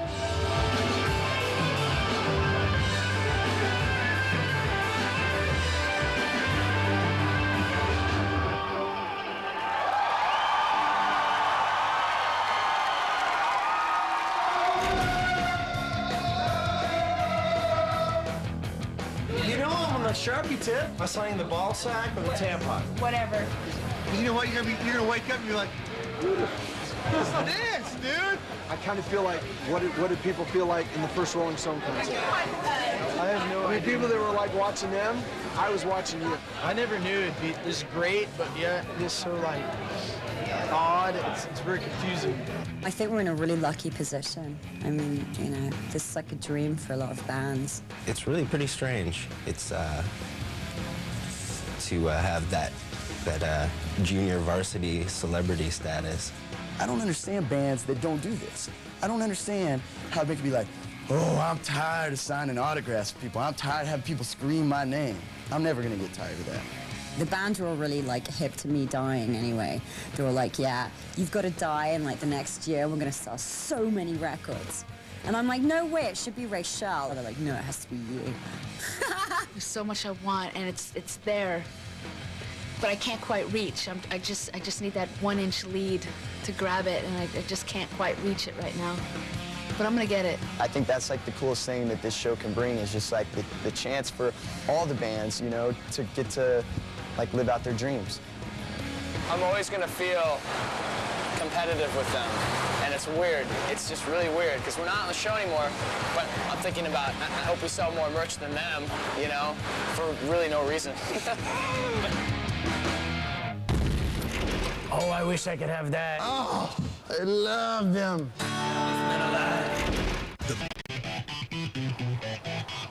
We're here in Los Angeles to do a label showcase for record executives. You know, all the major labels are coming out and going to check us out and see if they think we can sell some records, basically. All she needs is some chloroform and she'll be mine. Playing for A&R people is definitely a lot different than playing for like your normal crowd. So we play like all our more pop songs, our less art songs. Generally what an A&R person does is they go out and look for new groups to sign to the label. And then once it's determined which group is going to get that lucky break, The A&R person then works with them on the making of their record.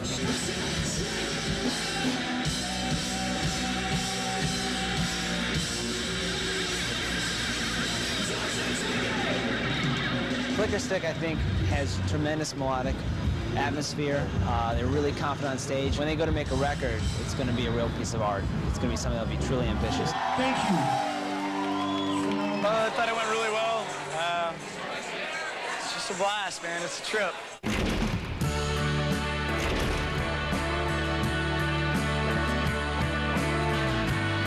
This was like a dream come true for me to be able to actually design my own drum set.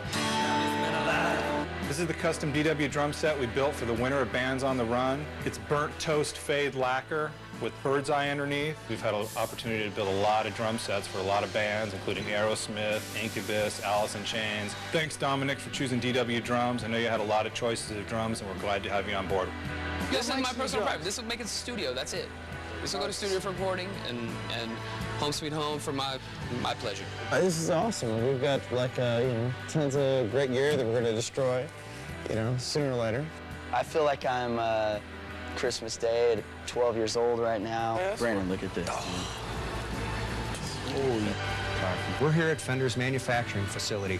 These are the guitars for Flickerstick. This is a 1962 Jaguar. Probably the most famous of the Jaguar players is Kurt Cobain. He rediscovered it in the 90s. We've gone to Guitar Center since we were kids, and it's always just been like, oh, I wish I could have that, and like, I'm poor, I can't do that. Or, oh man, they've got all this great over here, and I can't afford that. And this time we could. Dude, these cases are awesome! Oh, I love them. Can I sleep in them?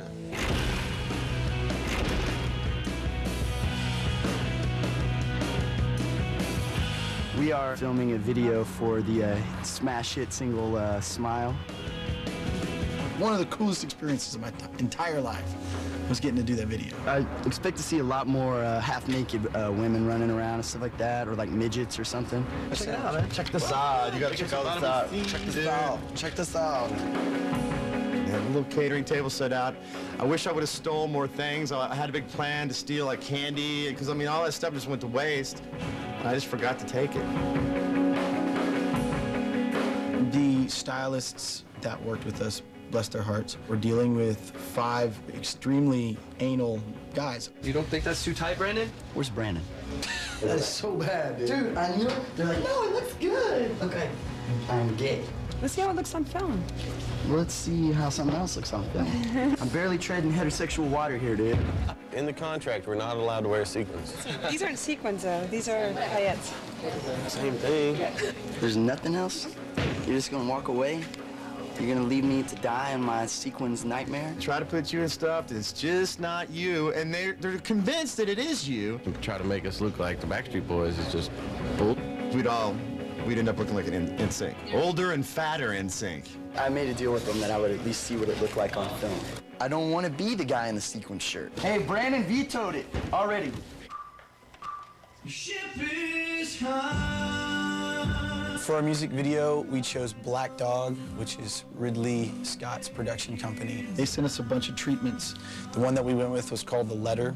Has to do with a young lady finding out some disturbing news that kind of wrecks her world. The video was born out of thinking about how you could get a letter and wake up in the morning and read that letter and your entire world be torn apart. The wonderful woman in our video that receives the letter is Kirsty Hume. If you were gonna design like the perfect looking person for a video, she's like the kind of person you would design. She's exactly what you would think a supermodel would be like, but much nicer.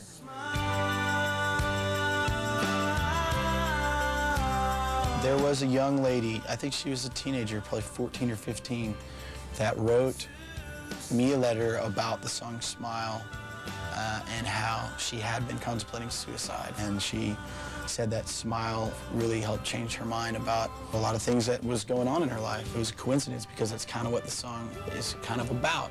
It's definitely become ironic between the meaning of the song, the video of the song, and this wonderful young lady that enjoys music that really changed her life. And to me, I mean, we could wash up a month from now and then And something like that really will stay with you for a lifetime.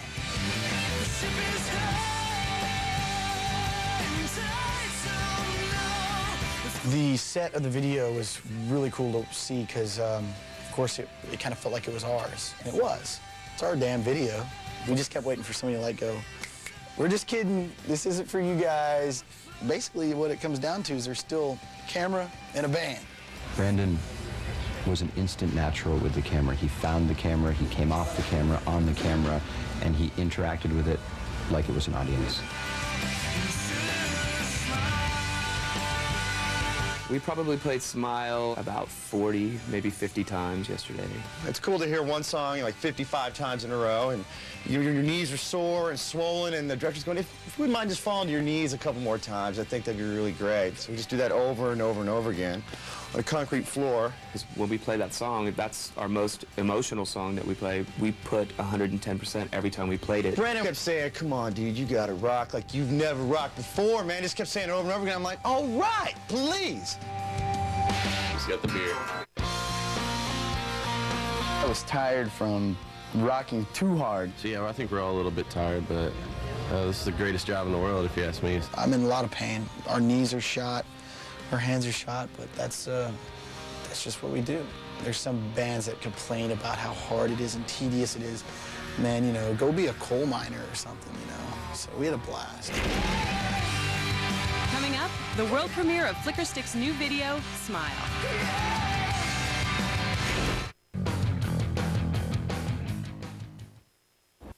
Stay with Brent. Cuddle up. Stay with Brent. Take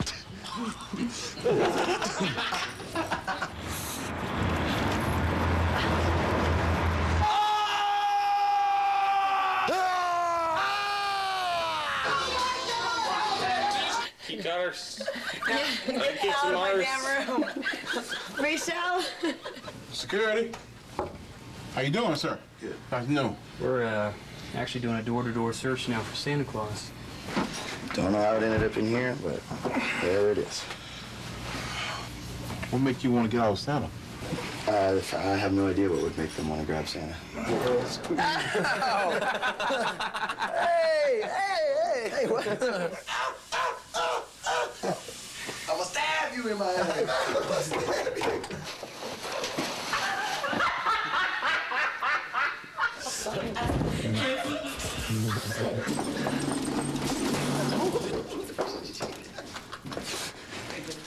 For more, go to VH1.com.